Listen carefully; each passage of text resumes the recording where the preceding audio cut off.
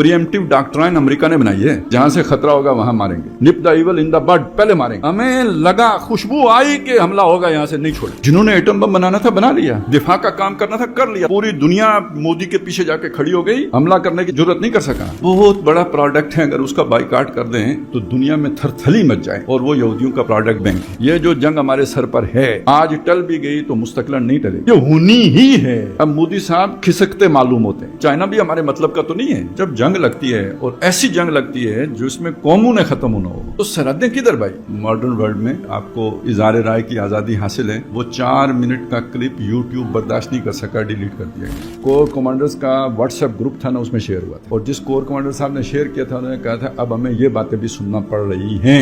आप देखें कि पिछले 8-10 सालों में हमारी कौन सा अंदाजा है जो गलत साबित हुआ। रब्बि इश्रह ली सदरी व यस्सिर ली अमरी वहलुल उक़दतम मिन लिसानी यफ़क़हू क़ौली। अल्लाहुम्मा अलहिमना रुश्दना व आइज़ना मिन शुरूरि अनफुसिना। अल्लाहुम्मा अरिनल हक़्क़ हक़्क़न वरज़ुक़ना इत्तिबाअहू व अरिनल बातिला बातिलन वरज़ुक़ना इज्तिनाबह। अल्लाहुम्मा वफ़्फ़िक़ना लिमा तुहिब्बु व तर्ज़ा। आमीन या रब्बल आलमीन। हज़रात, आज के जो भी हालात हैं उन पर अब कोई मज़ीद उनको बयान करना, उन पर कोई इज़हार ख्याल करना तहसील हासिल है। आज से 2 साल पहले अगर हम इन हालात का नक्शा खींचें तो बनता था, क्योंकि ये हालात वो जागिर होकर सामने नहीं आ रहे थे। एक धुंधली तस्वीर किसी के जहन में बने और वो दूसरों के सामने उसे पेश करे तो उसकी एक लॉजिक बनती है। अब भी अगर किसी को न नज़र आ रहा हो कि क्या हो रहा है तो यानी ये फिर मज़ीद कैसे समझाया जा सकता है। अभी चंद दिन पहले जो मीनार पाकिस्तान पे कौमी इत्तेहाद कॉन्फ्रेंस थी, उसमें जो भी मुझे 3-4 मिनट मिले थे, चंद सेकंड ज़ायद, उसमें मैंने 3 बातें अर्ज़ की थी। बज़ाहिर वो 3 बातें कोई इतनी बड़ी नहीं हैं, लेकिन बहरहाल आपको ये मालूम होना चाहिए कि इस मॉडर्न वर्ल्ड में जहाँ पे आपको इज़हार राय की आज़ादी हासिल है, वो 4 मिनट का क्लिप यूट्यूब बर्दाश्त नहीं कर सका, डिलीट कर दिया गया। तो वो 3 बातें क्या थी? पहली बात ये थी कि हमें अल्लाह ताला का शुक्र अदा करना चाहिए कि हम अपने हुक्मरानों को जो बात समझाते थक गए थे और उनकी समझ में नहीं आ रही थी कि यहूद और नसारा तुम्हारे दोस्त नहीं हैं, तो वो हालात व वाक़यात ने उनके सामने नविश्ता दीवार बनाकर उनके सामने ला के खड़ा कर दिया है। इतनी सारी बात थी। दूसरी बात ये थी कि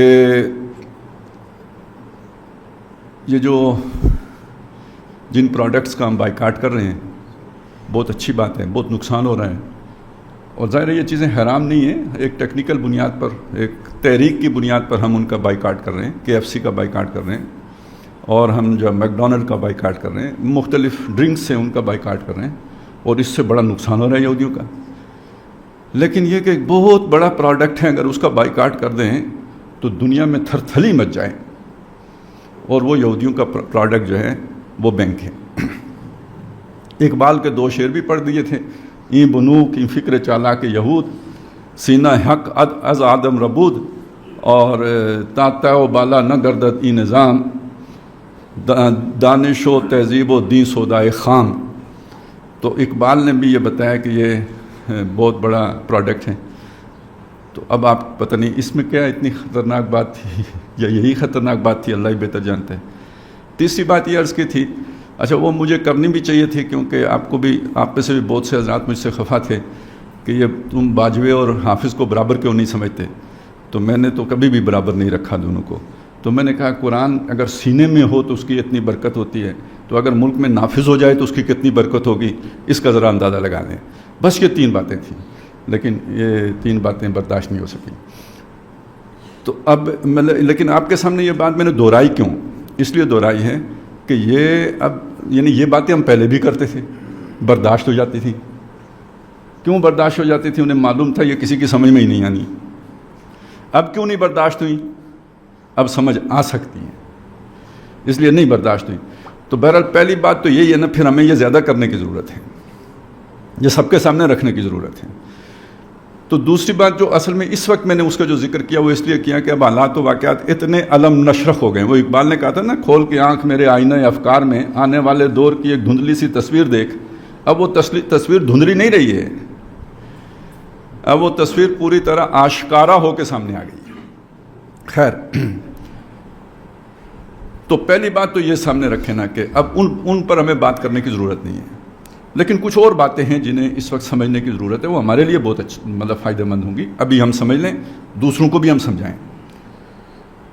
وہ بات سمجھانے کے لیے سب سے پہلے میں آپ کے سامنے یہ بات رکھنا چاہتا ہوں. آپ نے یہ آخری دور کے بارے میں جو نبی صلی اللہ علیہ وسلم کی خبریں ہیں، جو آپ نے علامات بتائی ہیں آخری دور میں یہ ہوگا یہ ہوگا یہ ہوگا، تو اس میں ایک علامت یہ بھی ہے کہ سب سے پہلے علم اٹھا لیا جائے گا. پڑھا ہے نا؟ مطلب کس کس کو معلوم ہے کہ علامات قیامت میں سے ایک یہ بھی ہے کہ علم اٹھا لیا جائے گا. میں چاہوں گا کہ آپ ہاتھ کھڑا کریں میں تک کہ مجھے اندازہ ہو. جی، علم اٹھا لیا جائے گا. تشریف رکھیں، ہاتھ نیچے کریں. اچھا، اب آپ سوچیں، آپ کے غور کرنے کی بات ہے. آج جس دور میں ہم رہتے ہیں، ہمارا تصور تو یہ ہے کہ علم کی جو ہے نا سیلاب آیا ہوا ہے. آج ایک عام آدمی موبائل کی برکت سے اتنا بڑا عالم ہے کہ آج سے 50 سال پہلے جس کو آپ بہت بڑا عالم کہتے تھے وہ بھی اتنا معلومات اس کے پاس نہیں تھی جتنی آج آپ ایک عام آدمی جیب میں لیے پھرتا ہے. ابھی مجھے ایک کتاب کا ایک حوالہ چاہیے تھا. ادھر اندر داخل ہوتے ہوئے مجھے خیال آیا، میں آپ کے سامنے عمران سے کہا کہ جی وہ مجھے نکال کے دیں. وہ وہاں سے چل کے میں یہاں آیا، انہوں نے پیچھے سے مجھے بتا دیا کہ وہ اس سطر میں یہ لکھا ہوا ہے. ٹھیک ہے، اس کے آگے بڑھیں تو آرٹیفیشل انٹیلیجنس جو میری رسائی میں ہے، جو امریکہ کی رسائی میں ہے اس کی بات نہیں کر رہا، جو چائنا کی رسائی میں ہے اس کی بات نہیں کر رہا، جو میری رسائی میں ہے، جو فری میں مجھے دستیاب ہے. میں وہ پیسے والی کی بات نہیں کر رہا، مفت جو دستیاب ہے مجھے. اگر میں کسی دارالعلوم میں فتویٰ لکھ کے بھیجوں، پہلے لکھتے ہوئے مجھے کتنا ٹائم لگے گا، پھر مجھے ڈسپیچ کر کے وہاں پہنچ کے وہ لائن میں لگے گا، پھر مفتی صاحب کے پاس آئے گا، پھر مفتی صاحب اس پہ ریسرچ کریں گے، اس کے بعد وہ جو ہے لکھنے کو کسی کو کہیں گے لکھوائیں گے، پھر وہ لکھ کے مجھے بھیجے گا. کتنے دن لگیں گے؟ آرام سے لگیں گے. وہ بھی کوئی تھوڑا بہت آپ پیچھے سے پش کریں گے تو ہفتہ 10 دن لگیں گے. ابھی آپ اے آئی کو جو نا عام جو آپ کے پاس ہے اس کو وہ مسئلہ پوچھیں، مفتی صاحب صرف اپنے مسلک کا بتائیں گے، حنفی ہیں تو صرف حنفی بتائیں گے، حنبلی ہیں تو اہل حدیث ہیں تو سلفی بتائیں گے. آپ اے آئی سے پوچھیں وہ سب کا اکٹھا بتا دے گا، فلانے کی یہ رائے ہے، فلانے کی یہ رائے ہے، فلانے کی یہ رائے ہے، اور یہ لیں جی اب بس آپ کی مرضی ہے. اچھا، وہ مفتی صاحب سے دوبارہ کچھ مزید وضاحت چاہیں تو وہ مانگنے کے لیے بھی آپ کو بہت وقت درکار ہوگا. اس سے اسی وقت پوچھیں یہ سمجھ نہیں ہے، وہ مزید سمجھا دے گا، اور پھر آخر میں کہے گا اور کچھ. تو ہم کہتے ہیں جناب فلڈ آف انفارمیشن آج کے دور کے لیے یہ استعمال ہوتے ہیں. تو اب وہ جو کہا گیا کہ جی علم اٹھا لیا جائے گا، تو علم اٹھ گیا یا علم زیادہ آ گیا؟ جنہوں نے ہاتھ اٹھایا تھا نا وہ پھر مجھے بتائیں کہ علم اٹھ گیا ہے یا علم زیادہ آ گیا ہے. تو اس کا مطلب یہ ہے، یعنی ڈیفینیشن اس لیے کرنی پڑ رہی ہے کہ جو علم اٹھا لیا جائے گا وہ کوئی اور ہے، اور جو علم عام ہو گیا ہے یہ کوئی اور ہے. اچھا، اب اس میں جب ہم اس ڈیفینیشن پہ جائیں گے، میں آپ سے پوچھوں تو اکثریت کا جواب یہ ہوگا کہ جو عام ہو گیا ہے یہ علم الاسماء ہے، علم الدنیا ہے، علم العقل ہے، علم بالحواس ہے. اور جو اٹھا لیا جائے گا وہ علم بالوحی ہے، علم شریعت ہے، علم دین ہے. اب میں سے اکثریت کی یہی رائے ہوگی نا، یا اس سے ہٹ کر بھی کسی کی ہے؟ ہاں جی، ماشاءاللہ کا ہٹ کر والے بھی ہیں. تو وہ یہ بات ہے کہ دیکھیں دین کے بھی علم کے 2 حصے ہیں. ایک علم وہ ہے جو احکام سے متعلق ہے، وہ جو اے آئی بھی بتا دیتی ہے، ابھی میں نے آپ کو بتایا شریعت کے احکام اور ان سے متعلق جو استنباط ہے، اجتہاد ہے، ایک وہ علم ہے. اور ایک علم ہے تکوینیات کا علم، ایمانیات، آیات متشابہات. اصل میں جس علم کے اٹھا لیے جانے کی بات ہے وہ یہ علم ہے. تو ابھی جو میں نے عمران سے پوچھا تھا وہ کیا تھا ڈاکٹر صاحب کی ایک کتاب ہے اسلام اور پاکستان، آپ نے دیکھی ہوگی، اکثر نے دیکھی ہوگی. اس کے شروع میں ڈاکٹر صاحب کہتے ہیں اللہ تعالیٰ علیم و حکیم ہے، پھر اس کے بعد اپنا پورا مقدمہ پیش کرتے ہیں. تو علیم اور حکیم، اصل میں میرے ذہن میں تھا علیم اور قدیر، مجھے تھوڑا شک پڑا تو میں نے ان سے پوچھا علیم، اور پھر انہوں نے علیم اور حکیم بتایا. ویسے میرا خیال اب بھی یہ ہے کہ علیم اور قدیر ہونا چاہیے تھا، لیکن وہ انہوں نے ایک ہی چیز پہ زیادہ زور دیا، علیم اور حکیم پر. قدیر کو انڈرسٹوڈ سمجھا. اب یہ میں کیوں آپ کے سامنے یہ یعنی تجویز کر رہا ہوں؟ اس لیے کر رہا ہوں کہ دنیا میں جو کچھ بھی ہوتا ہے وہ جو علم اٹھا لیا گیا ہے اس کا تقاضا یہ ہے کہ ہم یہ یقین رکھیں کہ اللہ تعالیٰ قادر ہے، وہ نہ چاہتا تو نہ ہوتا. اور علیم اور حکیم ہونے کا تقاضا کیا ہے؟ جو اس نے چاہا وہی ٹھیک تھا. تو اب یہ دیکھیں دو باتیں آ گئی. یہ جو کچھ ہوا اللہ نہ چاہتا تو نہ ہوتا، وہ ہوا تو اللہ نے اسے ہونے دیا، اور ہونے دیا تو الرٹ اپ نہیں ہونے دیا، علیم اور حکیم ہے تو ہونے دیا. اسی میں فائدہ تھا، وہ فائدہ ہماری سمجھ میں نہیں آئے گا. اب یہاں آپ سوچیں کہ اس وقت کیا مسلمان، کیا کافر، کیا جو ہے نا دیریے، اور کیا کون مشرک، کتنے لوگ ہیں جو چیزوں کو اس طرح دیکھتے ہیں آپ سمیت.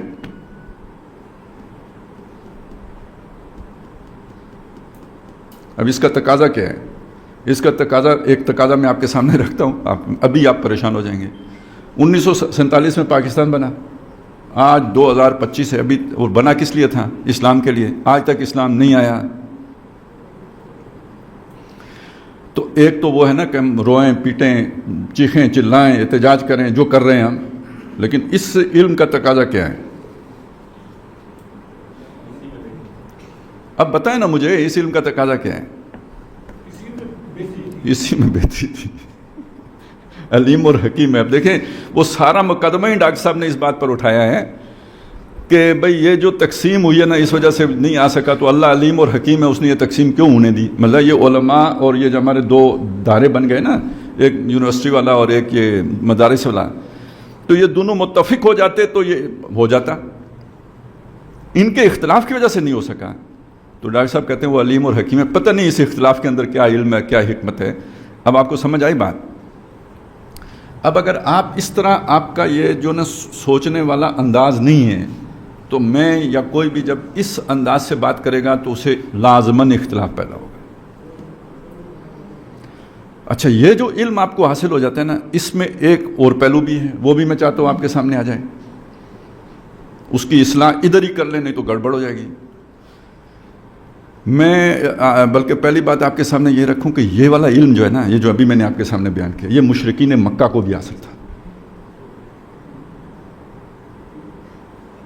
جس سے آج ہم محروم ہیں. یہ مشرکین مکہ بھی اس سے کے حامل تھے، حضور صلی اللہ علیہ وسلم کے آنے سے پہلے کے حامل تھے. اللہ کی قدرت کو بھی مانتے تھے، خلاقی کو بھی مانتے تھے، یہ بھی مانتے تھے کہ اس کی مرضی کے بغیر کچھ نہیں ہو سکتا. اسی لیے یہ کہتے تھے اگر اللہ نہ چاہتا تو نہ ہم شرک کرتے، نہ ہمارے آبا شرک کرتے. ٹھیک. اور دوسری بات بڑی دلچسپ، وہ کہتے تھے کہ یہ جب ان سے کہا جائے اذا قیل لهم انفقوا مما رزقکم اللہ، جو اللہ نے تمہیں رزق دیا ہے، جو کمزور رہ گئے ان پر خرچ کرو. قالوا انطعم من لا یشاء اللہ اطعمہ، تو کہتے کیا ہم ان کو کھلائیں جن کو اللہ کھلانا چاہتا تو خود کھلا دیتا. یعنی اللہ نے نہیں کھلایا تو ہم اگر کھلائیں گے تو گویا اللہ کی مرضی کے خلاف چلیں گے، ہم نہیں کھلاتے. اور یہ تو قرآن کی دو باتیں میں نے آپ کے سامنے رکھی، لیکن ایک اور بات بھی ہے، وہ زیادہ دلچسپ ہے کہ جب یہ شریعت کے احکام آئے نا، یہ حرام ہے اور اس کے علاوہ کچھ حرام نہیں ہے، اور اس میں میتہ بھی آ گیا، مردار، یہ حرام ہے. وہ مردار کھاتے تھے، جو بچہ پیدا ہو جاتا تھا نا مردہ، وہ عورتوں پہ حرام کر لیتے تھے، خود کھا لیتے، یا کوئی ہاں فَإِن يَكُن مَيْتَةً فَهُمْ فِيهِ سَوَاءٌ، تو وہ مل کے کھاتے تھے، عورتیں مرد مل کے کھا لیتے تھے. ویسے وہ عورتوں پر حرام رکھتے تھے، اس طرح کی ان کی شریعت تھی. تو اب جب وہ بتایا گیا کہ یہ جو مردار ہے نا یہ بھی حرام ہے، اور پھر مردار کی وہ مختلف قسمیں بھی بیان کر دی گئیں، گر کے مر گیا، سینگ لگ کے مر گیا، چوٹ کھانے سے مر گیا، دم گھٹنے سے مر گیا، یہ سب مردار ہے.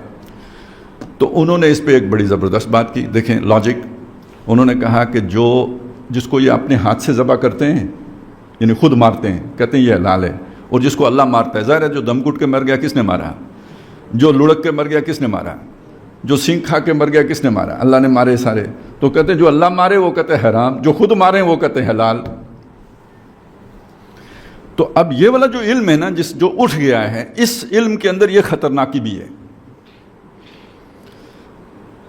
میں نے پہلی بات آپ کو کیا بتائی, آج تک اگر اسلام نہیں آیا تو اس کا مطلب کیا ہے کہ اسی میں اللہ کی علم و حکمت یہی تھی کہ نہ آئے, اسی میں کوئی فائدے کی بات ہو. اب اس کا منفی پہلو کیا ہے؟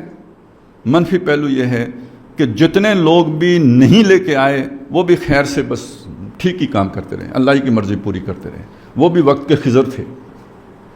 یہ غلط بات ہے.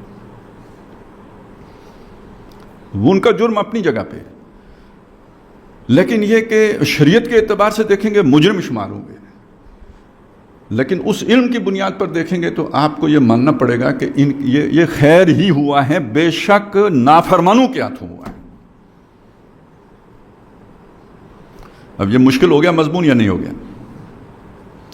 ہمارا ذہن دیکھیں, یہ علم اٹھ جانے کا مطلب یہ ہے کہ ہمارا ذہن اس علم کو گرفت میں لینے کے قابل ہی نہیں رہا.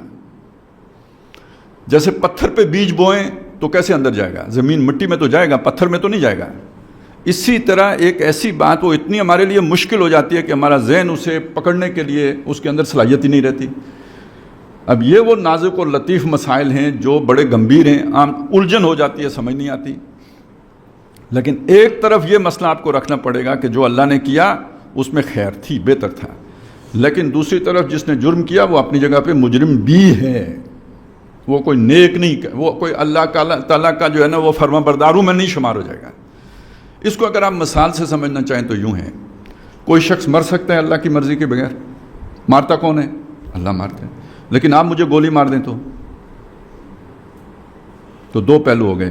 ایک آپ نے مجھے گولی ماری ہے اور خود اللہ کہتا ہے کہ مارنے والے کو قتل کیا جائے گا, لیکن دوسری طرف ایمان اور اس علم کا تقاضا کیا ہوگا, مجھے کس نے مارا؟ اللہ نے مارا. تو یہ دو علیحدہ علیحدہ سطحیں ہیں. میں چاہتا ہوں آپ اپنے دماغ میں یہ دو خانے علیحدہ علیحدہ بنا لیں. ان کا ربط ایک بہت مشکل کام ہے. وہ اگر آپ کو مل بھی جائے تو وہ ڈیفائن کرنا اتنا آسان نہیں ہے. اور جن صوفیاء نے کرنے کی کوشش کی آج تک ماشاءاللہ گالیاں ہی کھا رہے ہیں. اس میں بھی کوئی اللہ علیم اور حکیم ہے, اس میں بھی کوئی خیر ہوگا. لیکن اصل میں ملامتیاں یہ لوگ ہیں, اصلی ملامتیاں, کہ جب حق بیان کرتے ہیں تو احمق گالیاں دیتے ہیں. جن کے سامنے وہ علم نہیں ہوتا وہ گالیاں دیتے ہیں, وہ کہتے ہیں یہ شرک کا مرتکب ہو گئے ہیں. تو بعد میں نے کچھ سمجھانے کی آپ کو کوشش کی, اور اس لیے سمجھانے کی کوشش کی ہے کہ ان حالات و واقعات کو اس رخ پر دیکھیں.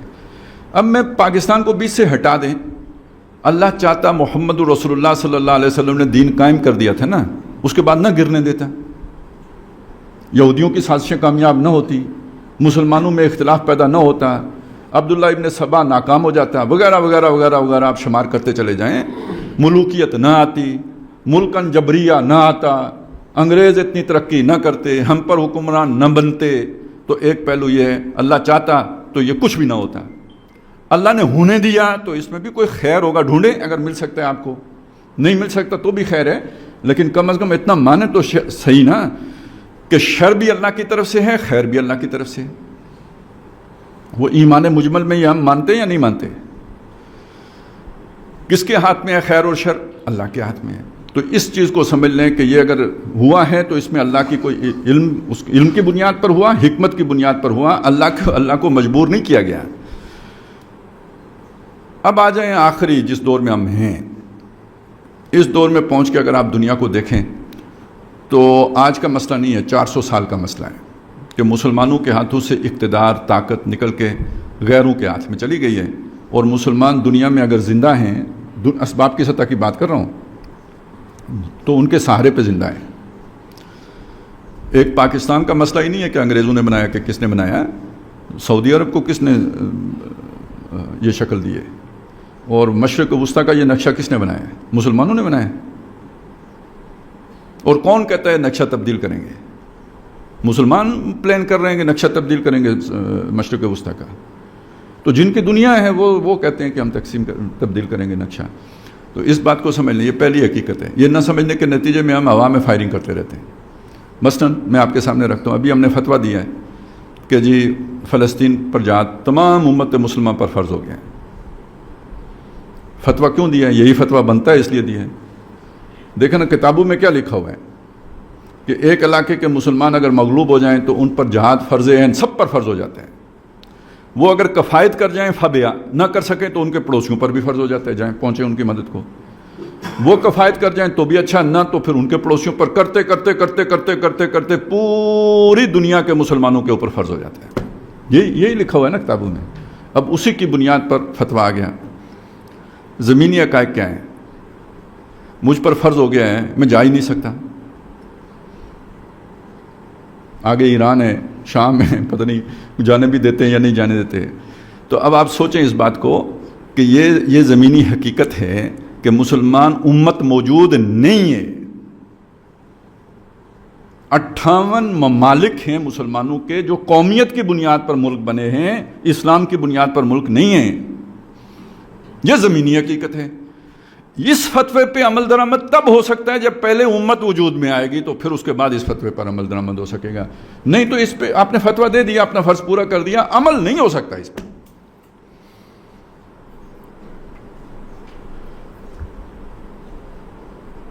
ہر عاقل بالغ آدمی شادی کرے، لازم ہے اس پر. لیکن وہ عاقل اور بالغ جو ہے، بالغ میں آپ صحت مند بھی شامل کر لیں بے شک، تو وہ جو عاقل اور بالغ ہے اس کے پاس گھر ہی نہیں ہے، اس کے پاس کوئی وسائل ہی نہیں ہے. تو قرآن بھی کہتے ہیں نا کہ وہ انتظار کرے، صبر کرے. تو وہ اصول اپنی جگہ پہ، اس کا فیزیبل ہونا اپنی جگہ پہ. اللہ نے ایک کام فرض کیا ہے، کر سکتے ہو یا نہیں کر سکتے ایک دوسری بات ہے. تو اسی طرح کا معاملہ اس فتوے کا بھی ہے. اگر آپ کو یہ سارے حالات واقعات نہ علم میں ہوں تو پھر یہ کہ اس کی بنیاد پر آپ کنفیوژن میں رہیں گے، جیسے بہت سے لوگ ہیں. اس میں ایک بات اور شامل کر لیں، آج کا وارفیئر وہ نہیں ہے جو جب یہ فتوے مرتب ہوئے تھے تو اس زمانے میں تھا. جو بندہ مرضی اٹھے، گھر سے تلوار لے، گھوڑے پہ سوار ہو، جا کے سلطان صلاح الدین ایوبی کی فوج میں شامل ہو جائے. آج مسئلہ یہ ہے کہ سائنس بن چکا ہے، یہ جنگی حکمت عملیاں اور یہ سارا کچھ. اسپیشلائزڈ لوگ ہوتے ہیں، ساری عمر وہ ایک پیشہ ور فوجی ہوتا ہے، ساری عمر ایک ہی کام کرتا ہے. مولوی کا کام اب جنگ کرنا نہیں رہا ہے، دکاندار کا کام اب جنگ کرنا نہیں رہا ہے. بعض ممالک میں ہیں اس کے سارے شہری، ان کو فوجی ٹریننگ دی جاتی ہے، لیکن ٹریننگ کے بعد بنتے ہیں وہ اس قابل. اور ظاہر ہے جو والنٹیئر ہوں گے وہ کوئی اعلیٰ عہدوں پر تو نہیں فائز ہو سکتے، کیونکہ وہ اعلیٰ عہدوں پہ تو وہی فائز ہوگا کہ جو پوری زندگی ادھر کھپائے گا، اسے ساری جو ہے نا اس کی باریکیاں معلوم ہوں گی. یہ فٹ سولجر کے طور پر کام آ سکے گا اگر اس نے ٹریننگ لی بھی ہے تو. اور فٹ سولجر کے طور پر کام کرنے کی بھی ایک عمر ہوتی ہے، اس سے زیادہ وہ ہارڈ ورک تو نہیں کر سکتے جو ایک فٹ سولجر کرتا ہے. ان ساری چیزوں کو ذہن میں رکھتے ہوئے اب دیکھیں نا کتنی دنیا بدلی ہوئی ہے جس میں کہ ہم رہتے ہیں. یہ ساری چیزیں میں نے آپ کے سامنے اس لیے رکھی ہیں بس صرف یہ کلیئر کرنے کے لیے کہ یہ جو سمجھا یہ جاتا ہے نا کہ یہ دنیا خود بخود چل رہی ہے، ہمیں اس طرح نہیں سمجھنا چاہیے کہ خود بخود چل رہی ہے. ہمیں پہلا یہ یقین رکھنا چاہیے کہ اللہ تعالیٰ اسے چلا رہا ہے، یہ اس کی دنیا ہے. اصل میں اس کے لیے میں نے سورہ صف کی وہ پہلی آیت پڑھی تھی، سبح للہ ما فی السماوات و ما فی الارض وہو العزیز الحکیم. العزیز کا مطلب یہ اتھارٹی اس کی ہے اور ساتھ حکیم بھی ہے. وہ اس اپنی حکمت کی وجہ سے اس اتھارٹی کو جو ہے نا اس کا استعمال جو ہے نا ایک بیلنسڈ انداز میں ہوتا ہے، اور اس کی حکمت کبھی کبھی متقاضی ہوتی ہے اور ڈھیل بھی دے دیتا ہے. تو یہ 400 سال کی ڈھیل ہے جو اس نے کافروں کو دے رکھی ہے، اور اس ڈھیل کے نتیجے میں ہمارے اندازے غلط ہو جاتے ہیں سارے. ہم سمجھتے ہیں دنیا کا اللہ کا اصول ہی یہی ہے. یہ سمجھنے کے نتیجے میں کوئی غامدی صاحب یہ بتاتے ہیں کہ اب اسلام دوبارہ نہیں آ سکتا، کیونکہ انہیں جب اس اصول پر نظر آتا ہے کہ مسلمانوں کے پاس تو طاقت ہی نہیں ہے، مسلمانوں کے وسائل ہی نہیں ہیں، مسلمان پھٹے ہوئے ہیں، کافر ان سے 1000 سال آگے نکل گئے ہیں، اب یہ مسلمان اس دوڑ میں وہاں تک پہنچ نہیں سکتے، لہٰذا کبھی بھی مسلمان اب دوبارہ اقتدار میں نہیں آ سکتے. تو انہوں نے اس بات کو کہنے کا ایک بڑا سیٹل انداز اختیار کیا ہے کہ اللہ تعالیٰ نے یہ تقسیم کی ہے. ایک دور تھا جو ہے نا ان کا تھا، حامیوں کا تھا، پھر اس کے بعد ایک دور آیا جو ہو گیا ان کا یہ کیا ہے سامیوں کا آ گیا، اور یہ جو دور ہے نا یہ یافسیوں کا دور ہے. تو اب قیامت، اور یافسیوں ہی میں یاجوج ماجوج تھے، اور یاجوج ماجوج فسادی ہیں، اور قیامت اس وقت آئے گی جب فساد عام ہو جائے گا. تو اس کا مطلب ہے آخری دور یاجوج ماجوج کا ہوگا اور انہی کا ہے. لہٰذا مسلمان کریں چھٹی، نماز روزہ کیا کریں، تزکیہ اپنا کریں اور آخرت کا فکر کریں. اب کوئی اسلام دوبارہ آنے کا امکان، چھٹی ختم شد. یہ انہوں نے پوری لائن ڈرا کر لی ہے. غلط فہمی پیچھے کیا ہے؟ میں شرارت نہیں کر رہا، غلط فہمی کر رہا ہوں. آپ کیوں پریشان ہو رہے ہیں؟ غلط مغالطہ وہ یہی ہے، حالات و واقعات اسباب کی سطح پہ آپ وہ اس علم سے ہٹ کر جب آپ دیکھیں گے تو یہی نظر آئے گا. تو اب میں آپ کے سامنے یہ بات رکھنا چاہتا ہوں کہ وہ علیم حکیم کے ساتھ قدیر بھی ہے، وہ العزیز القدیر بھی ہے. اچھا جی، وہ جو قادر ہے اور عزیز ہے، یہ اس کی حکمت تھی کہ اس نے یہ بیچ میں یہ 400 سال کی رات لائی ہے. اب وہ دن اور رات کا فرق آپ ذہن میں لے آئیں جو سورہ مدثر اور سورہ انشقاق کے حوالے سے میں رکھتا رہا ہوں آپ کے سامنے. دن کون سا ہے؟ نبی صلی اللہ علیہ وسلم کا دور. اس سے پہلے بھی رات ہی تھی. کلا والقمر واللیل اذ ادبر والصبح اذا اسفر انہا لاخد الکبر. یہ محمد رسول اللہ صلی اللہ علیہ وسلم کی بعثت بہت بڑی خبر ہے. اس سے پہلے نبوت کا جو ہے نا وہ چراغ چاند کی مانند تھا. اب یہ صبح ہے جو طلوع ہو گئی ہے. یہ 1000 سال کا دن ہے، اور 1000 سال آپ کو معلوم ہے قرآن مجید کی تقویم میں ایک بہت اہمیت رکھتا ہے. احادیث میں بھی اس کا ذکر آیا ہے، اور تورات میں بھی ایک ذکر ہے کہ جب نبی صلی اللہ علیہ وسلم کی بعثت ہوگی تو اس کے 1000 سال کے بعد پرانا سانپ یاجوج ماجوج کے لشکر لے کے قدسیوں کے شہروں کو فتح کر دے گا. تو یہ ہے وہ دور جب مغربی اقوام کا غلبہ ہوا ہے. یہ والی بات جو میں نے کہی نا، غامدی صاحب بھی بیان کرتے ہیں. پھر آگے سے ذرا تھوڑا سا سمارٹ ٹرن لیتے ہیں. کل پرسوں ایک سمارٹ ٹرن لیتے ہوئے F-18 سمندر برد ہو گیا ہے. تو ان کی فکر بھی یہاں جا کے سمارٹ ٹرن لے کے تو وہ غلط روح پہ چلی جاتی ہے. تو خیر میں بتانا یہ چاہ رہا تھا کہ اللہ تعالیٰ کہ جو بھی وہ حکمت تھی اس میں یہ اس 1000 سال کے بعد اس رات نے آنا تھا. فلا اقسم بالشفق واللیل وما وسق. جیسے شام کی جو ہے نا وہ دھندلکا سا رہ جاتا ہے، پھر رات ہوتی ہے، سب اپنے اندر سمیٹ لیتی ہے. یہ 400 سال وہ ہے جس نے اس علم کو اپنے اندر سمیٹ لیا جس کا میں ذکر کر رہا ہوں. اس خیر کو ختم کر دیا جو محمد رسول اللہ صلی اللہ علیہ وسلم لے کے آئے تھے. غاروں میں باقی رہ گیا، سرفس پہ باقی نہیں چھوڑا گیا. لیکن یہ کہ یہ ایسا ہی نہیں ہوگا. والقمر اذا اتسق، چاند پھر طلوع ہوگا، روشنی پھر آئے گی. رات ہی کا گہرا اندھیرا نہیں رہے گا، لیکن چاند آتا ہے دھیرے دھیرے. پہلی رات میں وہ بہت جلدی غروب ہو جاتا ہے، دوسری رات ذرا تھوڑا اور دیر کرتا ہے، کرتے کرتے 14ویں دن جا کے رات کو روشن کرتا ہے.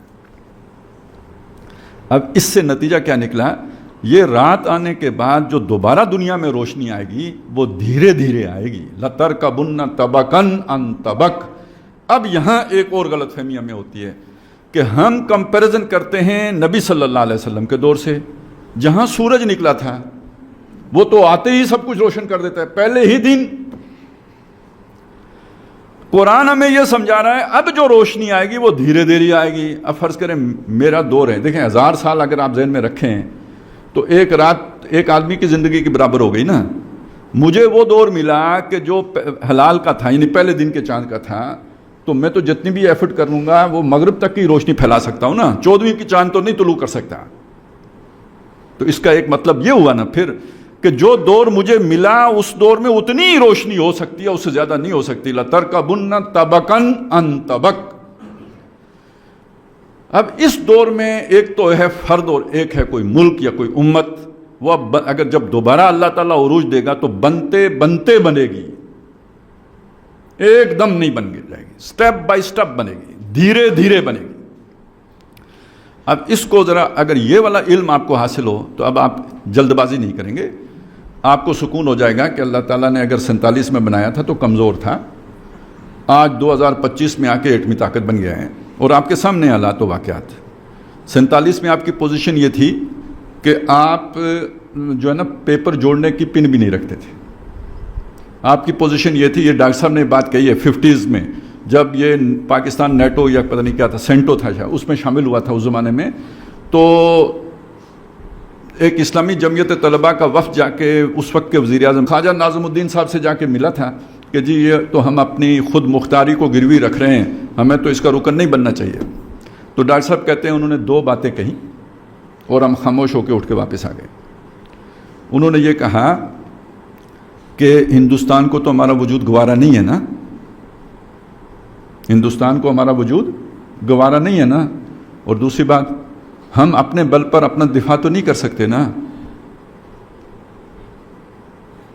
اگر آپ ضدی نہ ہوں تو کیا کریں گے، اٹھ کے آ ہی جائیں گے نا، ختم کہانی۔ تو گویا یہ ہندوستان کی مجبوری ہمیں وہاں پہ لے کے گئی ہے۔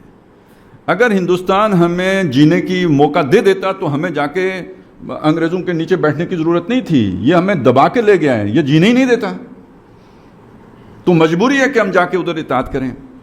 اور آج کیا پوزیشن ہے، اس مجبوری سے آپ آزاد ہو گئے۔ اس کو میں بیان کیا کرتا ہوں آپ کے سامنے کہ یہ یوں سمجھیں کہ موسیٰ علیہ السلام تھے، بچے تھے، اللہ نے پیدا ہی اس لیے کیا تھا کہ انہوں نے بنی اسرائیل کو آزادی دلانی ہے، تھے وہ بچے، تو ان کو پالا پوسا کس نے؟ فرعون نے۔ اب یہ علیم اور حکیم بھی ہے اور عزیز اور قدیر بھی ہے، کوئی آئی سمجھ میں بات؟ پالا پوسا، جوان کیا، بڑا کیا، جب وہ اشدہ ہو گئے نا تو کڈ کے مکہ مارا۔ اس کے بعد مزید علم و حکمت کی ضرورت تھی تو 8 سال کا اللہ نے ایک اور چلا کٹوایا، بکریاں چراؤ۔ لیڈرشپ کے لیے بکریاں چرانی بہت ضروری ہے کیونکہ وہ بہت مستی کرتی ہیں، خرمستی تو ہیں بکریاں، لیکن مستی گدے والی کرتی ہیں، تو اس لیے جناب وہ 8 سال یہ صبر و مصابرت کی تربیت حاصل کرو۔ آپ میں سے کتنوں میں یہ صبر ہے کہ ایک بکری بھی رکھ سکے؟ اکثر و بیشتر سے بیوی نہیں سنبھلتی صحیح بات ہے، شکایتیں آتی رہتی ہیں، بھائی کوئی صبر بھی تو کرنا ہوتا ہے، مرد تو ہوتا ہی وہ ہے جو صابر ہو، فوری ریئیکٹ کرنے والا، ایک دم اچھل پڑنے والا، اس میں کیا مردانگی کی بات ہے؟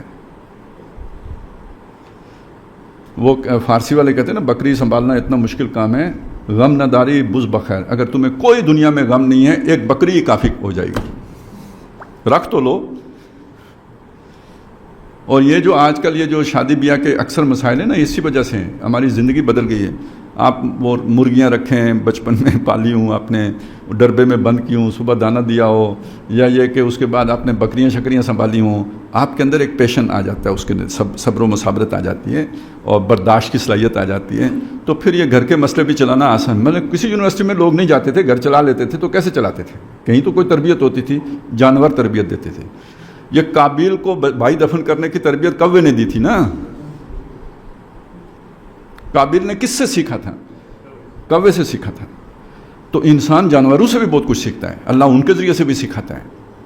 اور اسی پر آپ قیاس کریں کہ یہ یاجوج ماجوج کو اللہ نے عروج کیوں دیا تھا؟ ان سے بھی کچھ سیکھنے کی باتیں تھیں جو وہ سیکھ سکتے تھے، آپ نہیں سیکھ سکتے تھے۔ یہ دنیا کو یہ جو آسمان پہ پہنچایا کس نے پہنچایا؟ یہ سائنس اور ٹیکنالوجی کی جو ترقی ہوئی کس نے کی؟ وہ کر سکتے تھے، آپ نہیں کر سکتے تھے، اللہ نے بنایا ہی انہیں اس کام کے لیے۔ لیکن جب انہوں نے کر لیا تو ان سے آپ سیکھ لو، اس کا فائدہ اٹھاؤ۔ تو یہ اب حکیم ہونے کی سمجھ میں آئی ہے نا۔ یہ اگر 400 سال کی رات نہ آتی تو دنیا اتنی ترقی نہ کرتی، تو دنیا اتنی ترقی نہ کرتی تو گلوبل ولیج نہ بنتا، تو گلوبل ولیج نہ بنتا تو گلوبل ورلڈ آرڈر کیسے آتا، اور گلوبل ورلڈ آرڈر نہ آئے تو وما ارسلناک الا رحمۃ للعالمین کیسے پورا ہوتا؟ اب آپ کو لگا یہ 1400 سال کا اللہ کا منصوبہ کوئی سمجھ میں آیا کہ جس مقصد کے لیے محمد رسول اللہ صلی اللہ علیہ وسلم کو بھیجا گیا ہے، اس مقصد کی جہاں یہ ضرورت ہے کہ بھائی وہ یعنی اس کی ایک ضرورت یہ ہے کہ دنیا گلوبل ولیج بن جائے۔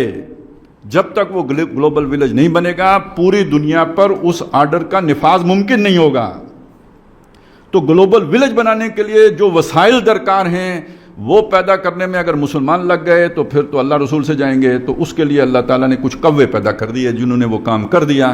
جب وہ کام ہو گیا تو اب ان سے سیکھ لو۔ سیکھنا تو بہت آسان کام ہے نا، تخلیق کرنا مشکل کام ہے، اس میں کھبنا پڑتا ہے، گم ہونا پڑتا ہے۔ اب اس کے لیے ذل سعیہم فی الحیات الدنیا گم کرنے کی ضرورت تو نہیں ہے نا، اب تو ہے آپ کے سامنے، دیکھ لو، سیکھ لو، استفادہ کرو، فائدہ اٹھاؤ۔ تو یہ ایک 1500 سال کا اللہ کا منصوبہ وہ اصل غرض و غایت اس کی تھی. لیکن نتیجہ کیا نکلنا ہے آخری؟ کہ مسلمان یہ سیکھ کر اس قابل ہو جائیں کہ وہ ورلڈ آرڈر وہ نافذ کر سکیں جو محمد رسول اللہ صلی اللہ علیہ وسلم لے کے آئے. وہ الذی ارسل رسولہ بالہدی ودین الحق لیظہرہ علی الدین کلہ ولو کرہ المشرکون.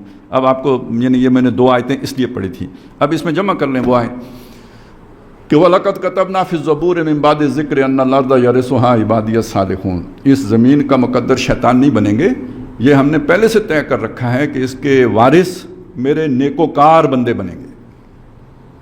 اور اس سے پہلے ذکر یاجوج ماجوج کا ہی ہے. حتیٰ اذا فتحت یاجوج و ماجوج وہم من کل حدب ینسلون. اور وہ وقت ہوگا, سچا وعدہ بالکل قریب آ گیا ہوگا. اور پھر یہ آیت آئی ہے کہ ہم نے زبور میں یہ لکھ دیا, اور ایک آیت چھوڑ کے آگے آیت آئی گئی ہے وما ارسلناک الا رحمۃ للعالمین. کوئی سمجھ میں آئی بات؟ گلوبل آرڈر اسلام بنے گا, ورلڈ آرڈر اسلام بنے گا. نبی ہم نے آپ کو بھیجا ہی اس لیے کہ آپ سارے جہان والوں, ساری مخلوق کے لیے رحمت ہیں. ارسلہ بالہدی ودین الحق لیظہرہ علی الدین کلہ. پورے نظام زندگی پر, یعنی پوری دنیا, پورے نظام زندگی کا ہر گوشہ اس کے تابع ہو جائے. اور کہاں؟ پوری دنیا میں, صرف عرب کی بات تو نہیں ہے, پوری دنیا میں. یہ ہے اللہ کا پورا منصوبہ. دنیا کا اختتام یقیناً ظلم پر ہے, لیکن بیچ اس ظلم سے پہلے اس دور نے آنا ہے. اسی کی خبریں ہیں جو احادیث میں دی گئی ہیں. حضرت مہدی آئیں گے اور ان کے بارے میں کیا کہا گیا؟ دنیا میں جتنا ظلم ہوگا اتنا وہ عدل لے کے آئیں گے. اور یہ عدل دین کس کی ہے؟ محمد رسول اللہ کی صلی اللہ علیہ وسلم. تو اب جو آج دنیا میں ظلم ہے اس کا کوئی اندازہ ہے آپ کو؟ ایک ظلم وہ ہے جو آپ کو نظر آ رہا ہے, فلسطین میں کیا ہو رہا ہے, کشمیر میں کیا ہو رہا ہے, ہندوستان میں کیا ہو رہا ہے, یہ بھی ظلم ہے. ایک ظلم ہے جو ظالمانہ نظام مسلط ہے, جو پوری دنیا پر مسلط ہے. جن اقوام کو آپ سمجھتے ہیں کہ وہاں ظلم نہیں ہے, وہاں جو ظلم ہے, جو عورتوں پہ ظلم ہے, احساس مر جائے تو وہ ظلم نہیں معلوم ہوگا, لیکن آپ اگر سوچیں تو بہت بڑا ظلم محسوس ہوگا. زیادہ جس بندے کو تھوڑا سا بھی اندازہ ہوتا ہے نا, وہ وہاں رہنا پسند نہیں کرتا. تمام تر سہولتوں اور نعمتوں کے باوجود وہ سمجھتا ہے کہ نہیں, اس سے تو ہمارے یہاں بہتر ہے. اس وجہ سے کہ وہ بڑا ظالم معاشرہ ہے, وہاں کمزور کو ایکسپلائٹ کیا جاتا ہے, لیکن بہت سیٹل طریقے سے کیا جاتا ہے, بہت لطیف طریقے. وہ سمجھ جب آتی ہے تو سب کچھ لٹ چکا ہوتا ہے. اس ظلم کو بھی عدل سے بدل دیں گے, اور یہ جو فزیکل پرسیکیوشن ہے اس کو بھی عدل سے بدل دیں گے. تو گویا یہ کنٹراسٹ آ گیا نا, رات اور دن کا کنٹراسٹ جیسے ہے, یہ ظلم اور عدل کا کنٹراسٹ ہے. یہ ہمارا ہے جی یقین. اب جب ہم دنیا کے حالات کو دیکھیں گے تو اس یقین کے ساتھ دیکھیں گے تو منظر کچھ اور بنے گا. اس کا مطلب جو کچھ نظر آتا ہے یہ عارضی ہے, اور جو اصل بات ہے وہ ہے جو ہمیں نظر آ رہی ہے, جو اللہ تعالیٰ نے, جو علیم اور قدیر نے جو کرنا ہے وہ یہ ہے, جہاں تک پہنچانا ہے وہ یہ ہے. جو حالات و واقعات ہیں وہ اس سیکوینس میں رکھ کر دیکھیں گے. ایک کھونٹا ہے محمد رسول اللہ صلی اللہ علیہ وسلم کا دور, آپ نے گاڑ لیا. دوسرا کھونٹا ہے وہ حضرت مہدی اور حضرت عیسیٰ علیہ السلام کا دور, یہ دوسرا گاڑ لیا. اب اس کے درمیان آپ نے ایک لائن کھینچی یا رسی باندھی, تو جتنے بھی واقعات ہوں گے ان کو باندھیں گے اس رسی کے ساتھ. تب آپ کو وہ چیز سمجھ آئے گی جو ہمیں سمجھ آ رہی ہے. اور نہیں تو پھر یہ کہ جیسے عام آدمی سوچتا ہے, مومن کی یہ پہچان کہ گم اس میں ہے آفاق, اور کافر کی یہ پہچان کہ آفاق میں گم ہے, تو پھر وہ اسی یہ جسے کہتے ہیں نا کاز اینڈ افیکٹ کے اس میں دیکھے گا, یہ سبب اور یہ نتیجہ اور یہ نتیجہ اور یہ سبب, اسی طرح وہ سوچے گا. لیکن ہم ہر اس چیز کو اس رسی کے ساتھ باندھ کے دیکھیں. یہ 2 کھونٹے پہلے گاڑیں زمین میں, اور پھر جو کچھ بھی ہو رہا ہے اسے اس رسی کے ساتھ باندھ دیں. اب اس تناظر میں جب ہم اس دنیا کو دیکھیں گے نا, جب رات پڑی تو اس کے بعد جو دن کا, یعنی دن تو خیر نہیں, روشنی کی پہلی جو کرن ہے وہ کیا ہے. خیر میں ایک چیز اور آپ کے سامنے رکھوں, ان حالات و واقعات کو یوں دیکھیں, یہ آج کے نہیں ہیں. جب آپ کہتے ہیں فلسطین میں یہ ہو گیا, تو فلسطین میں یہ آج سے ہو رہا ہے, 1917 سے ہو رہا ہے. بیت المقدس ہمارے ہاتھ میں نہیں ہے جی, نہیں ہے, آج سے نہیں ہے.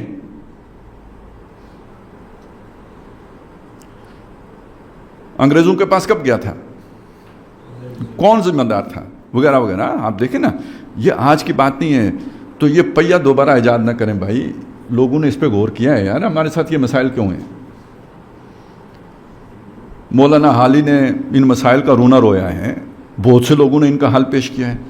یہ جو آپ کو شیخ الہند کی بات سنائی جاتی تھی جو ڈاکٹر صاحب سناتے تھے، میں نے جیل کی تنوعیوں میں جتنا مسلمانوں کی پستی پہ غور کیا تو میں اس نتیجے پہ پہنچا کہ اس کا بنیادی وجہ مسلمانوں کا باہمی تفرقہ اور قرآن مجید کو چھوڑ دینا ہے. یہ کیا شے ہے؟